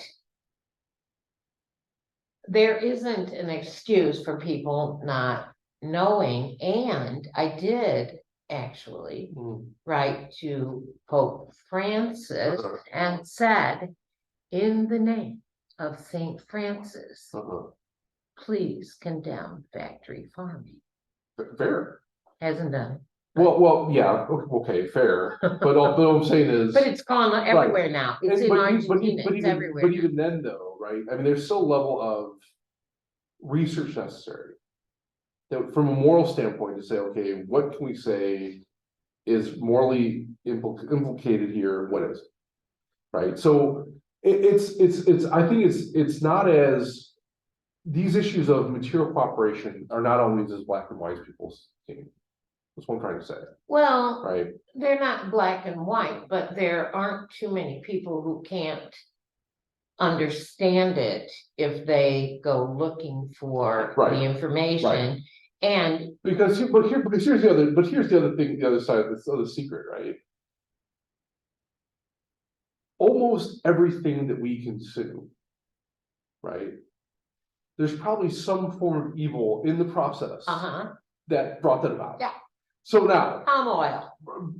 right, so now okay, so now does that mean then we should go just do nothing? No, you look on the box, Yeah, and if it says palm oil, it should say on the front, from sustainable sources. okay, Otherwise, it should say palm oil. This is why we're going to make the orangutan extinct. and sustainable sources means, I'm sorry, well, sustainable sources. sustainable. Well, that means that they plant palm and they harvest it, not that they're clear cutting Right, habitat. okay, and that also could maybe destroy the ecosystem of another species. That's Well, no. So again, you would go down the chain farther and farther and farther. Because Right? anything, well, like Christmas trees. Mhm. Now that's a product, that's a farmed. You're never gonna see a cattywampus Christmas tree like the ones my dad used to reconstruct. Right, With my mom Yeah. saying, Mitch, only God can make a tree. Well, he's drilling, Yeah. moving branches. right, Well, now they're all perfect because they're a crop. right. But I mean, what I'm saying though is, right, is that there's always another step further you can go and see how that affects something down the line and down the line and down the line. And Yeah, so the question that would be, knowing, okay, well, let's say we follow that rabbit hole all the way down to the bottom, we find, okay, this is now affecting this particular species and causing harm, right? Which you probably could find with pretty much anything that we consume. Well, I don't know if it's gonna be a crop. Now, if they're clear cutting to plant carrot, Mhm. or even for the lumber. Right. Yeah, that does hurt. Yeah. Yeah, and And we what don't about, need to do that. let's say that, okay, let's say that in that respect though too, there's a particular species of grub that's affected by that clearing and that planting of those carrots. So now do I not buy those? Okay, well, hey, wait, I can't buy those carrots, it's affecting another species. Well, there might be a place where you can draw the line. Well, that's the point I'm trying to make. With the lettuce, well, extinction, you Right, know, right, right, can't, right. but with the lettuce crop, Right. Mhm. and this was before your time. The farm workers were having children, reproducing. And the children had hands and feet Mhm. and no arms and legs. But the lettuce was cheap, Yeah. Mhm. okay? That is unconscionable. You were great. Well, and then the table grapes, Mhm. well, my sister-in-law, the same one who would harass me about Mhm. Yeah. boycott, and the tuna boycott, that worked like Yeah, no other yeah, boycott. right, yeah. The tuna, the table grapes. Well, Patty was at that time, she was recruiting, Mhm. a nurse recruiter for Cardinal Glen Hospital. Mhm. And so she would have seminars and invite nursing students and cheese and fruit platters. So one day she says, hey, she says to the caterer, there's no grapes on here. And he says, ma'am, the Sisters of St. Mary's do not buy table grapes. Yeah, right, no, but see that, Not just your right, sister-in-law, girl. right. But that's what I'm saying, but I think, but that is the point that's being made here, right? Well- Where is that line? And the question is, what is the reasonable line? Yeah. And so Well- that's really the main question, and so. And really, the aspect of that would be, what a reasonable person, the amount that they would actually have to put time into to make a conclusion. Well, that can be delivered. I'm not gonna deliver it to your mailbox, Mhm. but that for people who are interested, well, the Nestle boycott in the 80s. Yeah, Well, it would still be going on, yeah. but they right. didn't have money for Right. it. And you know what that was about. Right, but see, that's also too, that's why there can be effect. So again, we are obligated when we find out these things to try to find alternatives, right? So that's all the other thing too, that actually would be morally acceptable. Well, with the Nestle boycott though, I mean, those are children dying. Yeah, exactly. You which know, would be- Yeah, right. And that was, the infant Yep. formula. Yeah. Well, now he wants water. He doesn't think water should be of the people. That should be owned by corporations. Well, with the Nestle's boycott in the 80s, I had a partner. I went to work for him and then I started my company as part of his company. Mhm. And he became very religious and would go to Bible study a couple mornings a week. Mhm. And he belonged to the Christian Businessmen. And I had gone with his other partner to that breakfast a couple of years. Well, it was going to be at Stouffer's. Nestle's had purchased Stouffer's. Mhm. Mhm. I said, Dad, they can't have it at Stouffer's. He says, oh, well, I don't have anything to do with that. Yeah, right, I yeah, said, right. well, I'm gonna write him a letter. Do you mind? Which I was gonna do it. He said, well, no, do what you have to do. So I wrote him a letter and then I wrote him another letter. And then I was gonna go to the newspaper. And Nestle's sold Stouffer's Mm. a week Yeah. before the Yeah. breakfast. So I Yeah. would have liked to take credit for that, but it didn't have anything to do with me. But these are the Christian businessmen. Mhm. This Right. is the coffers of Nestle's. Mhm. But anyway, it is I don't know. I think that people need to be more responsible. And I think that we will Sure.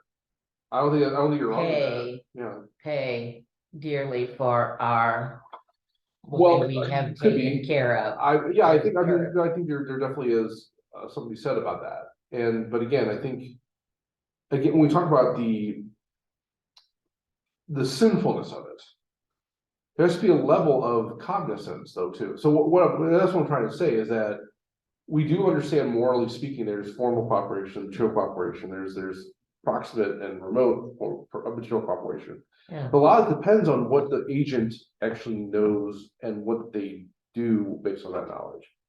Right, so, and that's what I'm saying, that we have to be, we can always be enlightening, and we're called to do that, right? Teaching the ignorant is a corporal work of mercy. But also we can't necessarily condemn anyone because we don't know what they know. But you can extend that into arguments that the church doesn't like. Such as? Well, it's not sinful if you don't believe it's sinful and do it on purpose. Well, that's what church teaches. So there's a difference between moral, which are objective, right? Yeah. If I see someone rob a bank, I can say that's wrong. Yeah. And sinful. Because I can see someone rob a bank and say that's wrong. I can't say that person's sinning. But you can say be cut. Now, let me ask you this. The ancient Jews, including the time of the Holy Family, believed that the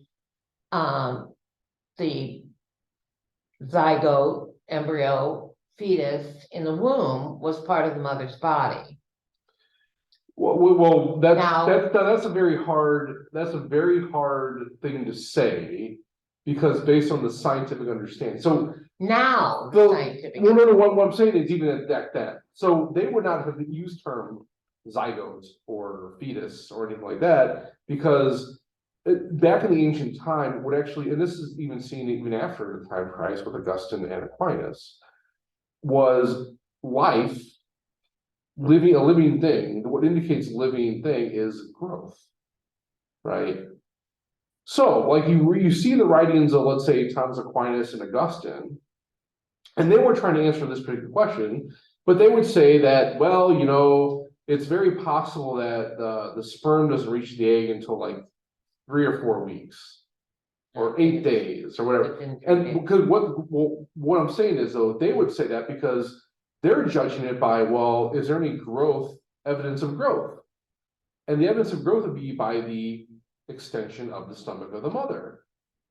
Well, a lot of women don't show for weeks. And so the question there would be was, well, okay, well, if it's not growing, it's not living, in which case you could make the conclusion, well, then what's the problem with taking care of that after? Well, except that both Aquinas and Augustine also say that it would still be wrong to end that process, because it can't be anything other than a human being. And even the potentiality of it is still considered sacred. But knowing what we know today, I believe that Thomas Aquinas and both Augustine would say, well, sure, that once that happens, that happens. Well, from what I understand from a good Jew is that they believe that it is the by then baby receives its spirit at first breath, which, I mean, there's a lot in the Bible about breath. Yes, ruach, yeah. Now, I don't think they could go with the idea that, because the ancient Jews, or the Jews that haven't moved to Aquinas, they don't care what Aquinas says. No, but that's even Aristotle, though, too. But now that babe has a different DNA even than the mother. Yeah, I mean, so except Jesus, who had only one DNA. Yes, so we would, I mean, that's what I'm saying, that we would even philosophically, the science actually kind of prove the philosophy correct.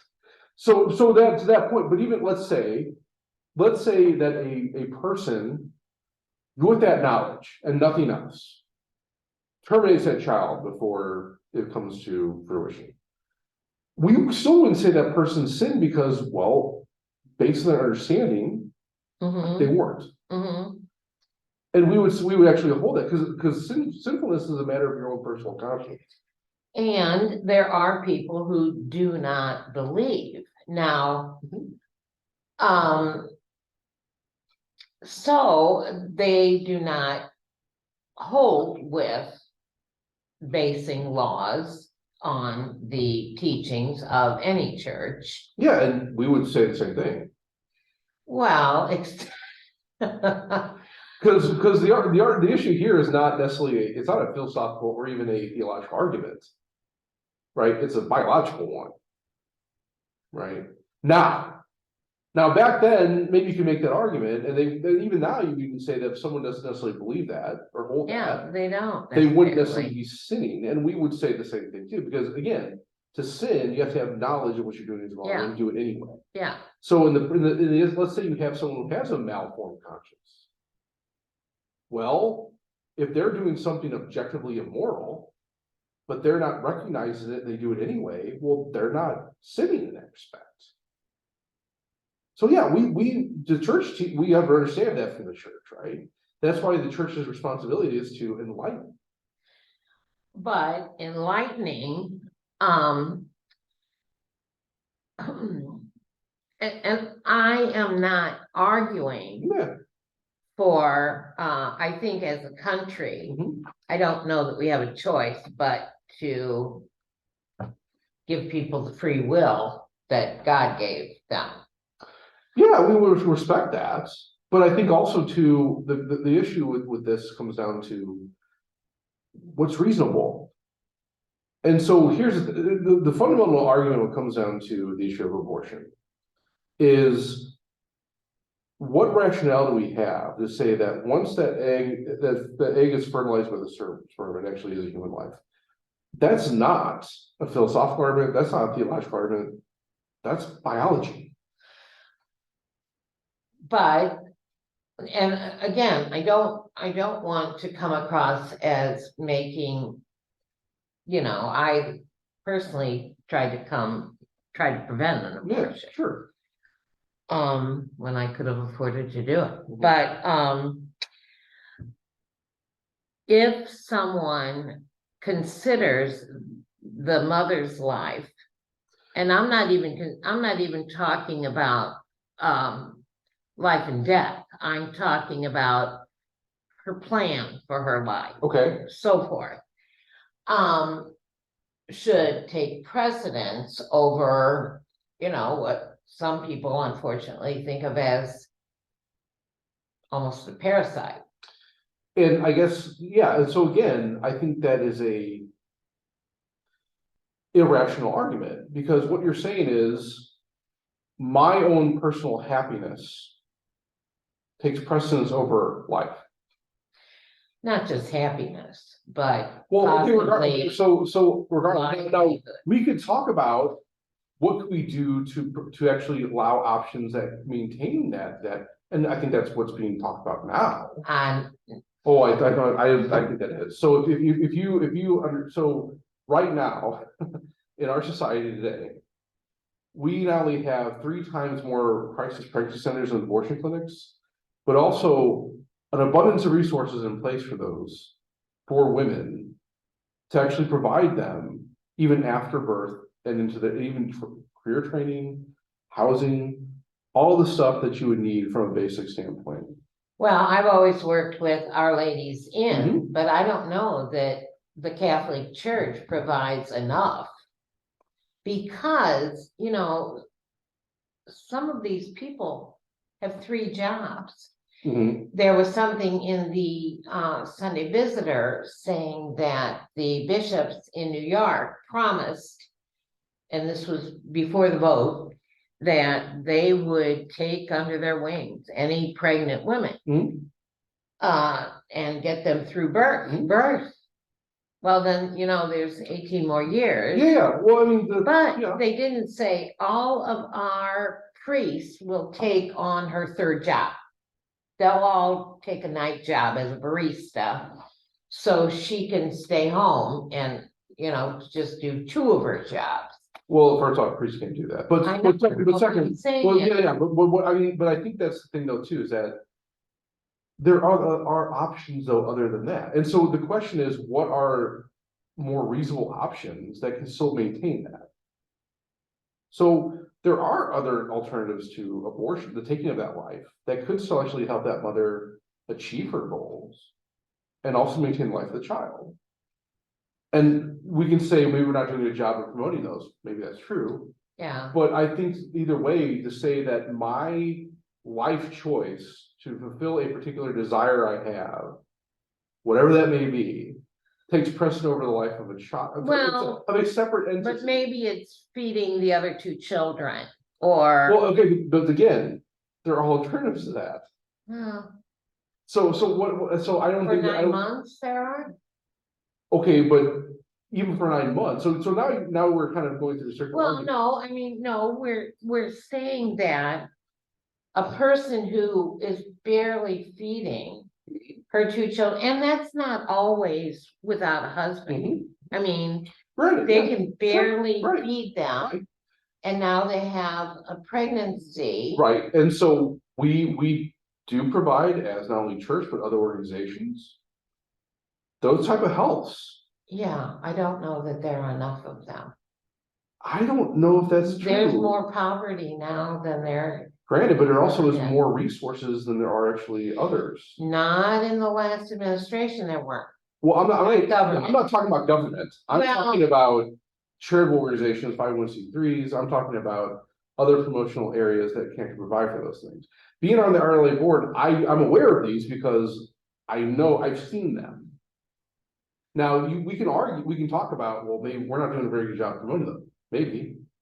But part of that could also be that if you were to go on Google right now and type in crisis pregnancy or pregnancy help, not only just the first entries, but the first 3 pages all come with abortion rather than actual resource that could help the woman. So now I don't know Yeah. about that, how we can overcome that.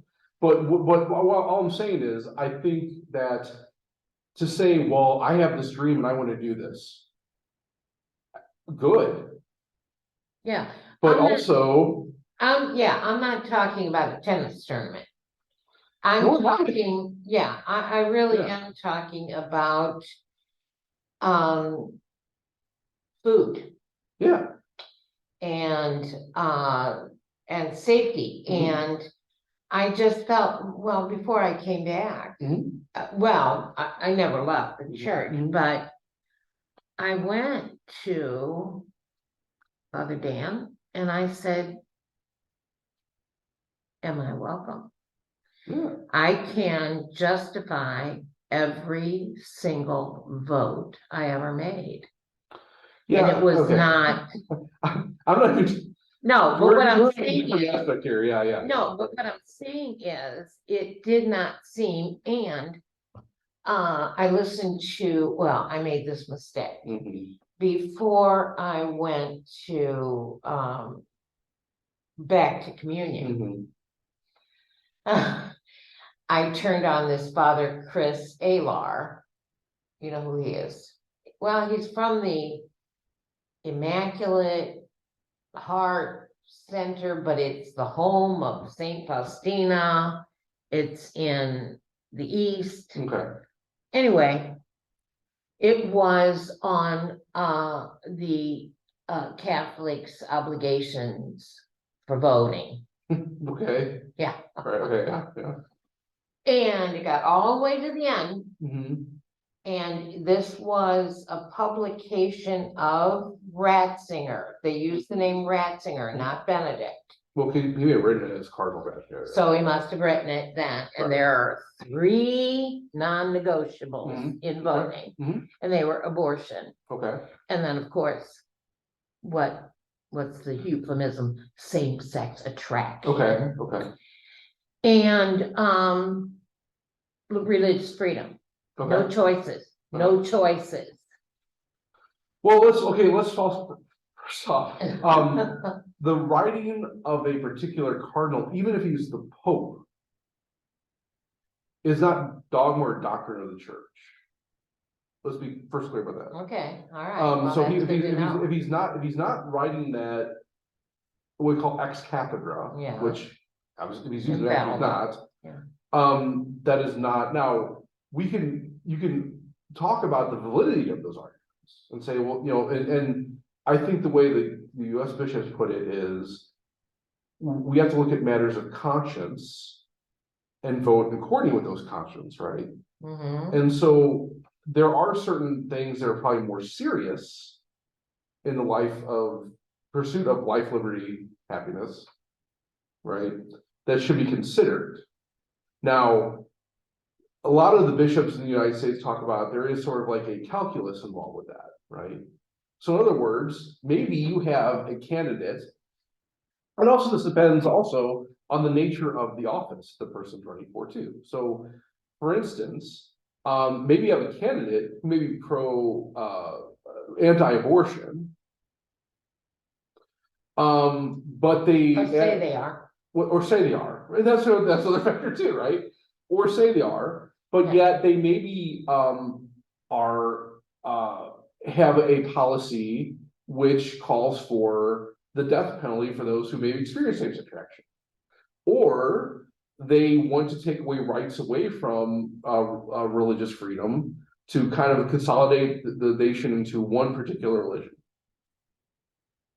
Okay, well, all right, let's put a factor here, right? So, okay, well, which one is probably more important to my conscience? Well, maybe these other two are much more severe than this other one that he or she's really talking about.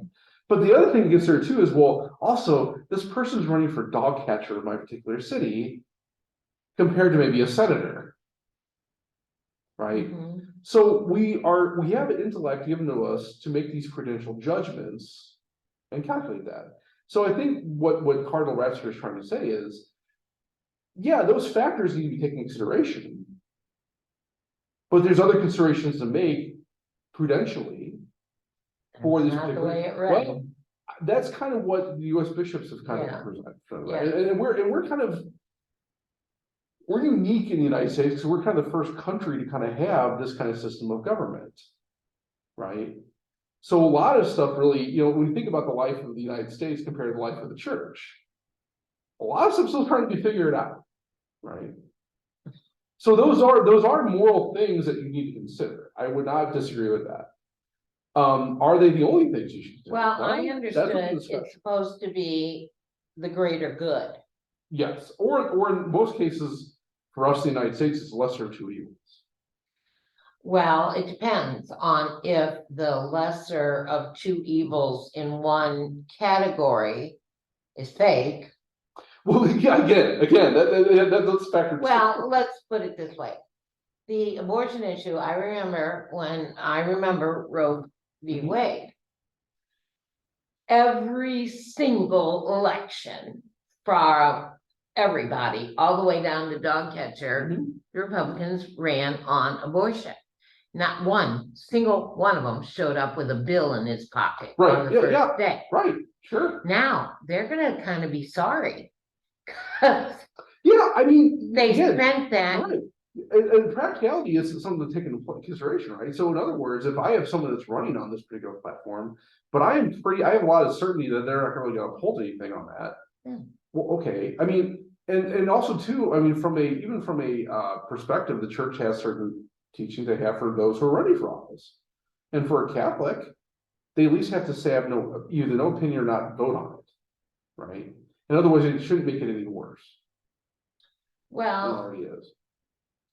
yeah, and I mean, I don't wanna talk politics all Yeah, night. yeah. But, I mean, we had such a bizarre, Oh, yeah. So I would probably posit, and this is just me personally, every election I've had the capacity to vote in has been the worst election so far. I have not had. this is worse, Oh, that was the worst election. I have not had an election that I participated in so far in my existence that hasn't been the choice between two evils. Oh, no. And not even like, and it's not even like, there's not even like a clear choice in all the ones I've been in. Where have you been voting? I've been voting since 2000. Well, I mean, I have clear reasons, Bush. Well, again, I don't want to get into particular politics. Well, yeah, but when you're talking about who signed off on 87 executions, Mhm. and Yeah. his office did do their due diligence. great, yeah, yeah. you know, but,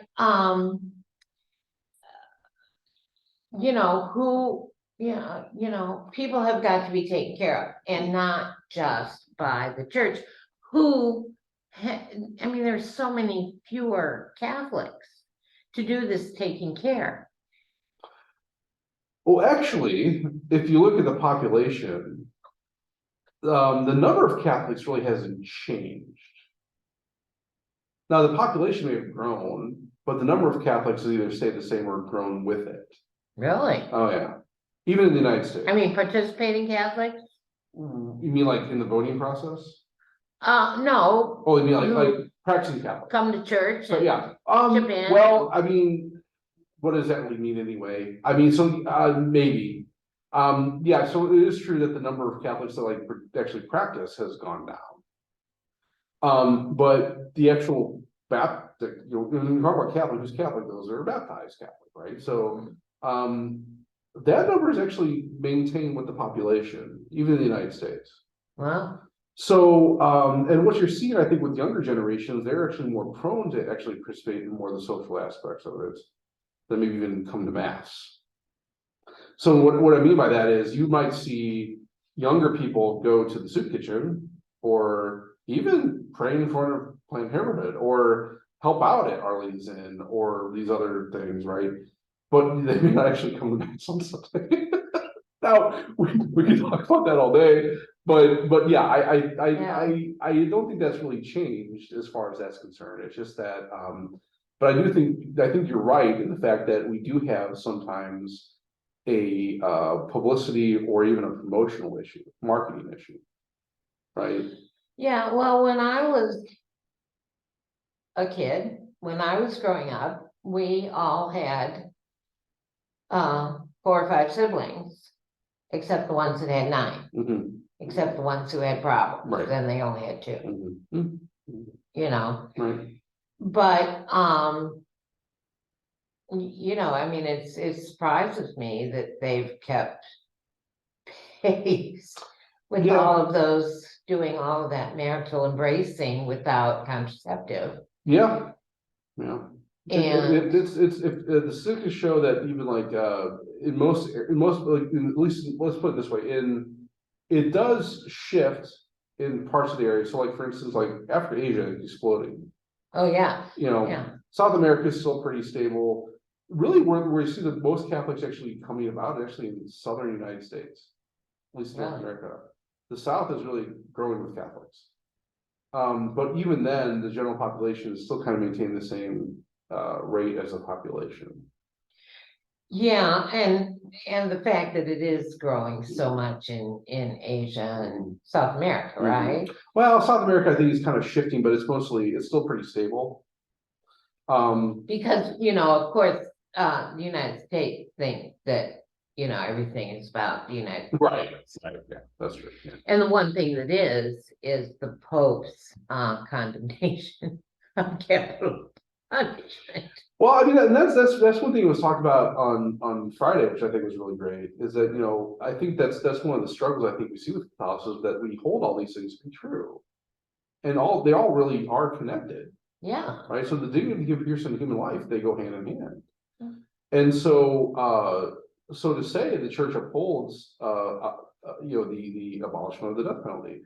And part of that we have to understand too. I mean, we're talking about practically speaking. There are always theoreticals about, let's say you have this Bond villain that can't be contained, and they're causing more harm. In those rare, almost non-existent cases, you could make an argument. But practically speaking, in not only in the modern world, but all over the world, that situation doesn't exist. In which case, it's not warranted to use the death penalty. I mean, it talked about a lot of different aspects of the social team of the church, but they're all related. No matter how deserving we judge Yeah, right. someone to be, the worse they are, the longer they need to repent. Exactly. Right. And suffering in prison is at least a good way to work off a few. Right. Well, and again, hours. the issue there is not necessarily the suffering the person experiences, it's protecting society and other and Yeah. humans, right? So So in other words, if I can put somebody in a cell for the rest of their life, they can never do whatever they do to humanity again and affect them that way. Yeah. That's actual preferable than putting them right to death.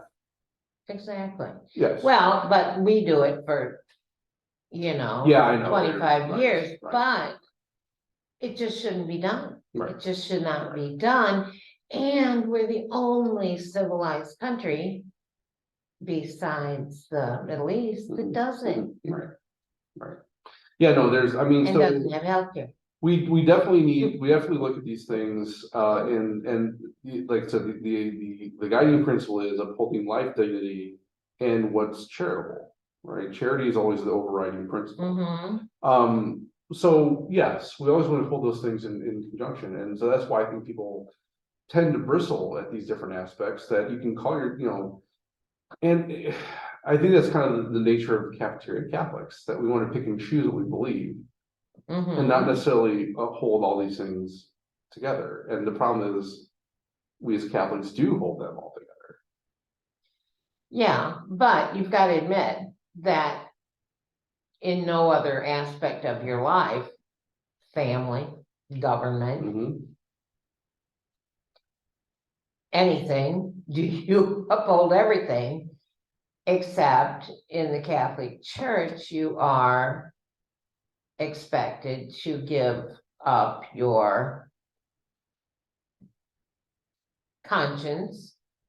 Because I've also heard a priest say pretty much I always understood it was the responsibility of the parents to develop conscience, They're the primary teachers of their but children. that didn't work Mhm.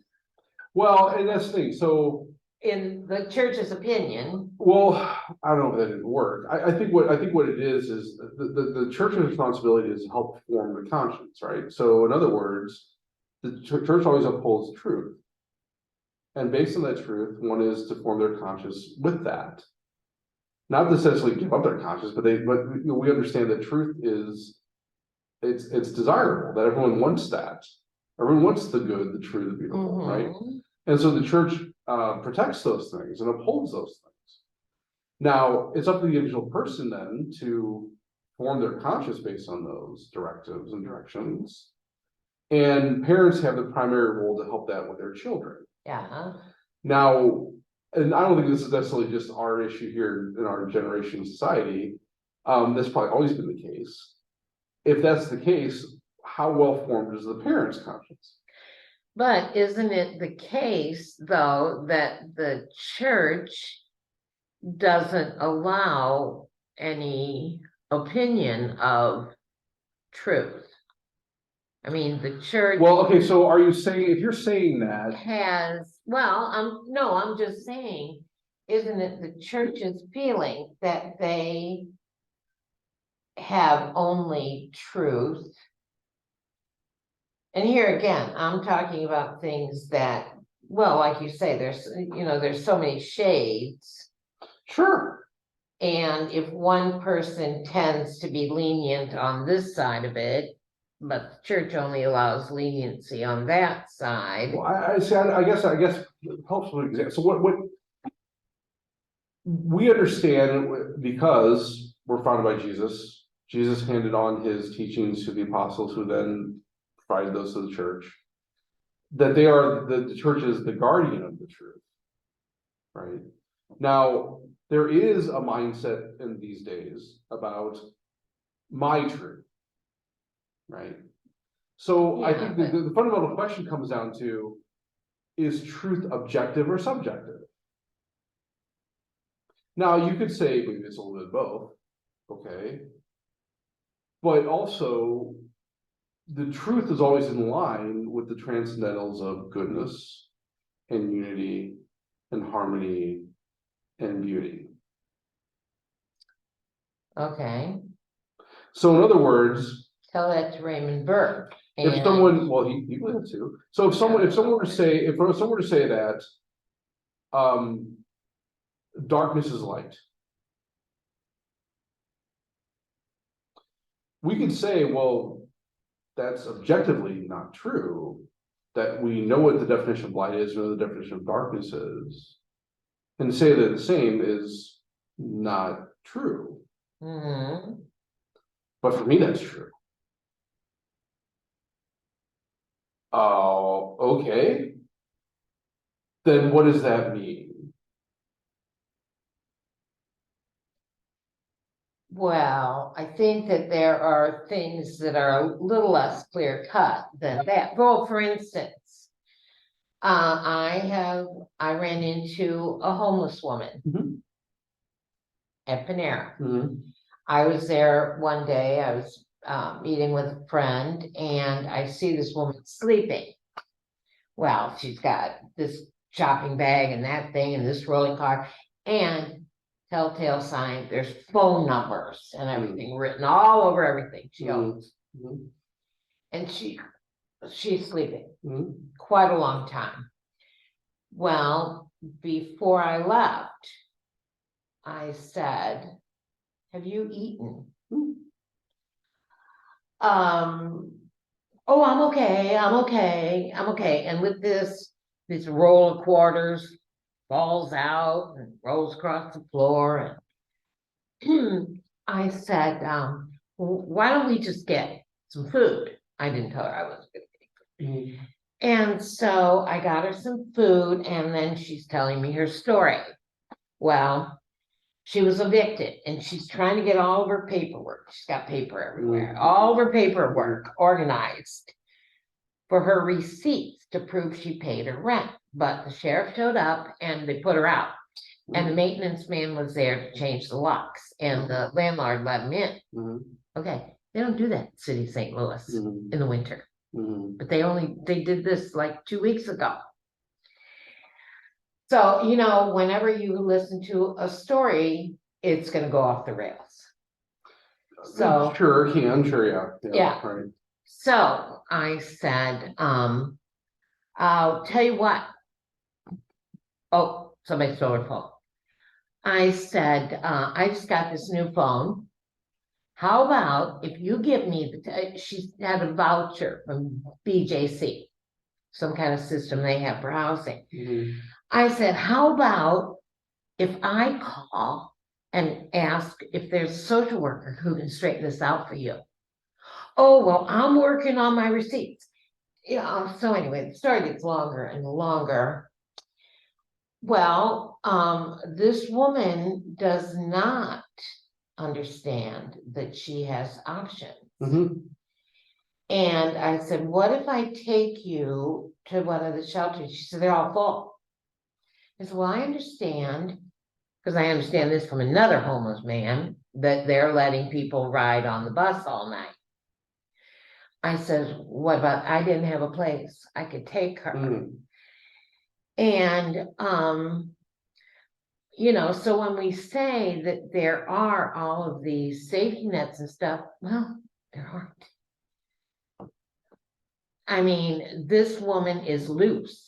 Mhm. And so anyway, she promised me she'd come there. I hung out there today. She promised me she'd come on Tuesday and tell me what she found out. Mhm. So I'm just gonna call there and see if I have her name and see if I can get through the weeds, but there's just so much of it.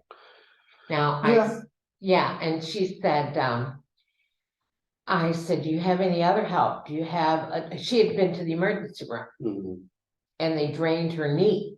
Mhm. And then she's, out on the street. I said, do you have any, is BJC helping you with medical care? All of this, she needs to have someone. Mhm. There's this places for people Mhm. that helps people with mental illness. Mhm. So I don't know if I can get her plugged into that. Mhm. I don't know what the deal is on this apartment, but even in this neighborhood, there's just a lot of this. There is a woman, you might have seen her, in a wheelchair. Yes. And she pushes another wheelchair. I know, Her name's V. yeah, and she never takes help. No. Well, during the pandemic, they wouldn't let her ride her. In fact, I teased her one day. It was winter And the wheelchair in front of her was this high. I said, well, now you're living in a high rise, Bee. How can you see? I said, are you warm enough? Yeah, they go to Home Depot. There are some furnaces blasting out vent. I said, they wouldn't let her ride her wheelchair through McDonald's, and everything was closed during the pandemic. Mhm. So I called them and I said, I looked up your number and I gave her, she had a phone. I gave her your number and you need to take her food if she calls you, because she had money. Mhm. She had just bought a $125 comforter at Target. Mm. Because she gets a Yeah, disability right, check. yeah, yeah. But no, she does not want to follow Right, anybody's right, rules. right. And it kind of makes sense. Yeah, well, In many ways. right, I think that's something to consider too. I mean, often I find when dealing with you know, people in those situations, some legitimately will take whatever help you give them. They Mhm. will. Others don't, Mhm. right? And it's like, okay, well, here's what you can provide for, and that does require some act of humility, and sometimes sometimes it requires those particular rules, and they Well, don't want to yeah, do it. It's like, but I think in some places, well, they closed down Larry Rice. mhm, They should have given Larry Rice City Hospital and the money to renovate. I mean, the man was a lunatic. Mhm. I dealt with him in the 70s. When we wanted to renovate the mhm, rooms, an organization I belonged to, and he couldn't bother.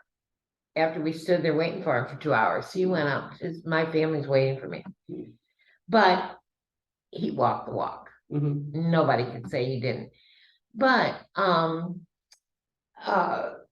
anyway, some of those places you can't take your stuff in. Mhm. That's everything, every stitch of clothing, and one thing I noticed about me is she was always clean. Yeah, And so, but if you can't take your stuff in, there are gonna be people there to go through your stuff Mhm. and, right. and the funny thing about her was, the first time I saw her was at Panera. She came in and she left her belongings and she went into the ladies' room and she didn't come out. She didn't come out. She didn't come out. So I don't know, maybe she was bathing. But she comes out. She takes this bag and she opens it up and opens up another one and opens a little purse and gets out a little something and closes it. She knew where everything Yeah, yeah. in her apartment was. Right, yeah. But and she told me Paraquad was going to give her a van. Okay, all right. Well, Paraquad doesn't, because I called Paraquad because my sister needed a scooter. And I just wanted to know where you could find, if there was a place that you could pay to have a van equipped to lift it. Mhm. And they said, we don't do anything about vehicles. Hmm. I think they provide transportation. Okay, So she had in her mind. She also has children. I didn't know It that. lived in a different state. But Okay. anyway, have you seen her? I haven't seen her in a No, long she's time. not for almost, it's probably almost been a year since I've seen her. Yeah, me too. Yeah, I mean, and we get, I mean, I would say probably once a week we have someone come to the door who needs some help in some way. Well, I almost called to see if the church was gonna be open last night. Is it open now that it's this cold? Didn't you mention? Well, that- so here, sometimes we leave it open, Yeah, but oftentimes what happens is that depends on the rosary group. Cause they lock it oh, up the usually. 6:30 Yeah. group. Cause like tonight, they have 9 o'clock. So if anyone got in before 9, I think stay there and be fine. No one's gonna come out. But sometimes we do leave it open, for those like. The front doors, doors. Yeah. The front doors. Because, yeah, I know she wouldn't bother anything, Mhm. but, you just feel so impotent. You just feel like Yeah, I mean, you should take them all home. it's, put 'em down I mean, on it's the difficult, cause like, I mean, I would say probably most people do come to our door. They never leave with nothing. like, we usually either give them food, we give them something. You know, the problem here is I think a lot of people come into this neighborhood because they assume because we're affluent, we actually have resources here to provide for them. And the issue to that is our visit to Paul could help with that, but the problem, you have to actually live in the area to actually do that. So homeless, we actually have other resources that we give them phone numbers for, we have them call those areas. Yeah, Or we give them food cards, like Aldi's or whatever, so. Yeah, it's kind of difficult because I think we're kind of like most parishes in the cities that we don't necessarily have on hand stuff to help you. yeah, But we have resources for you, yeah. and you still have to choose to actually engage with those resources or not. That reminds me, do you know of Father Munwiller? Name sound familiar. I think I saw a post that he had been quite ill or something, Mm, and I don't know where he was. I thought maybe, well, I'm gonna call, see if I can find him. When we were, Well, don't quote me on this. But we had a lot of priest deaths over the last couple of years with everything going on. And he might have been one of those names. I'm gonna find out Okay. because I was just talking to my brother. When we were children, my dad was in state hospital for 7 years. And I mean, that's kind of a story in itself. We didn't miss out on anything. He was home on the weekends and things, but of course, they lost their apartment when he had what they called a nervous breakdown then. And there were three of us, 1, 2, and 3. And so my grandfather got us into the Clinton Peabody project, which was kind of new then. That was built for war workers. So we were in Holy Guardian Angels. Well, like I said, we were little kids, and we were growing up, so probably we were probably Bill was 3 and I was 6, 7. But these two gentlemen came once a week, and my mom was wearing shorts and these sleeveless white cotton shirts, and we were, little ragamuffins. They came in their suits, wearing hats. This was pre-Kennedy. And they brought her like $10 or $20. And they sat and visited, which, she didn't have a lot of. Yeah. And their names were Mr. Wiggett and Mr. Munwiller. And Mr. Munwiller was tall, and we thought they were really old. And they probably were, in their 50s. Sure. And they were just so kind. And they were with St. Vincent de Paul. And I don't know what parish. But I would love to find relatives because, it was just, they were such a blessing. Yeah. Such a blessing. Well, very good. And, well, anyway, I've, overstayed. Well, it was a good discussion, and we won't be gosh. meeting next week We because overdid it. we have Monsignor is going to have his own Bible study next week, I think. Now, what is the next week, which is faith and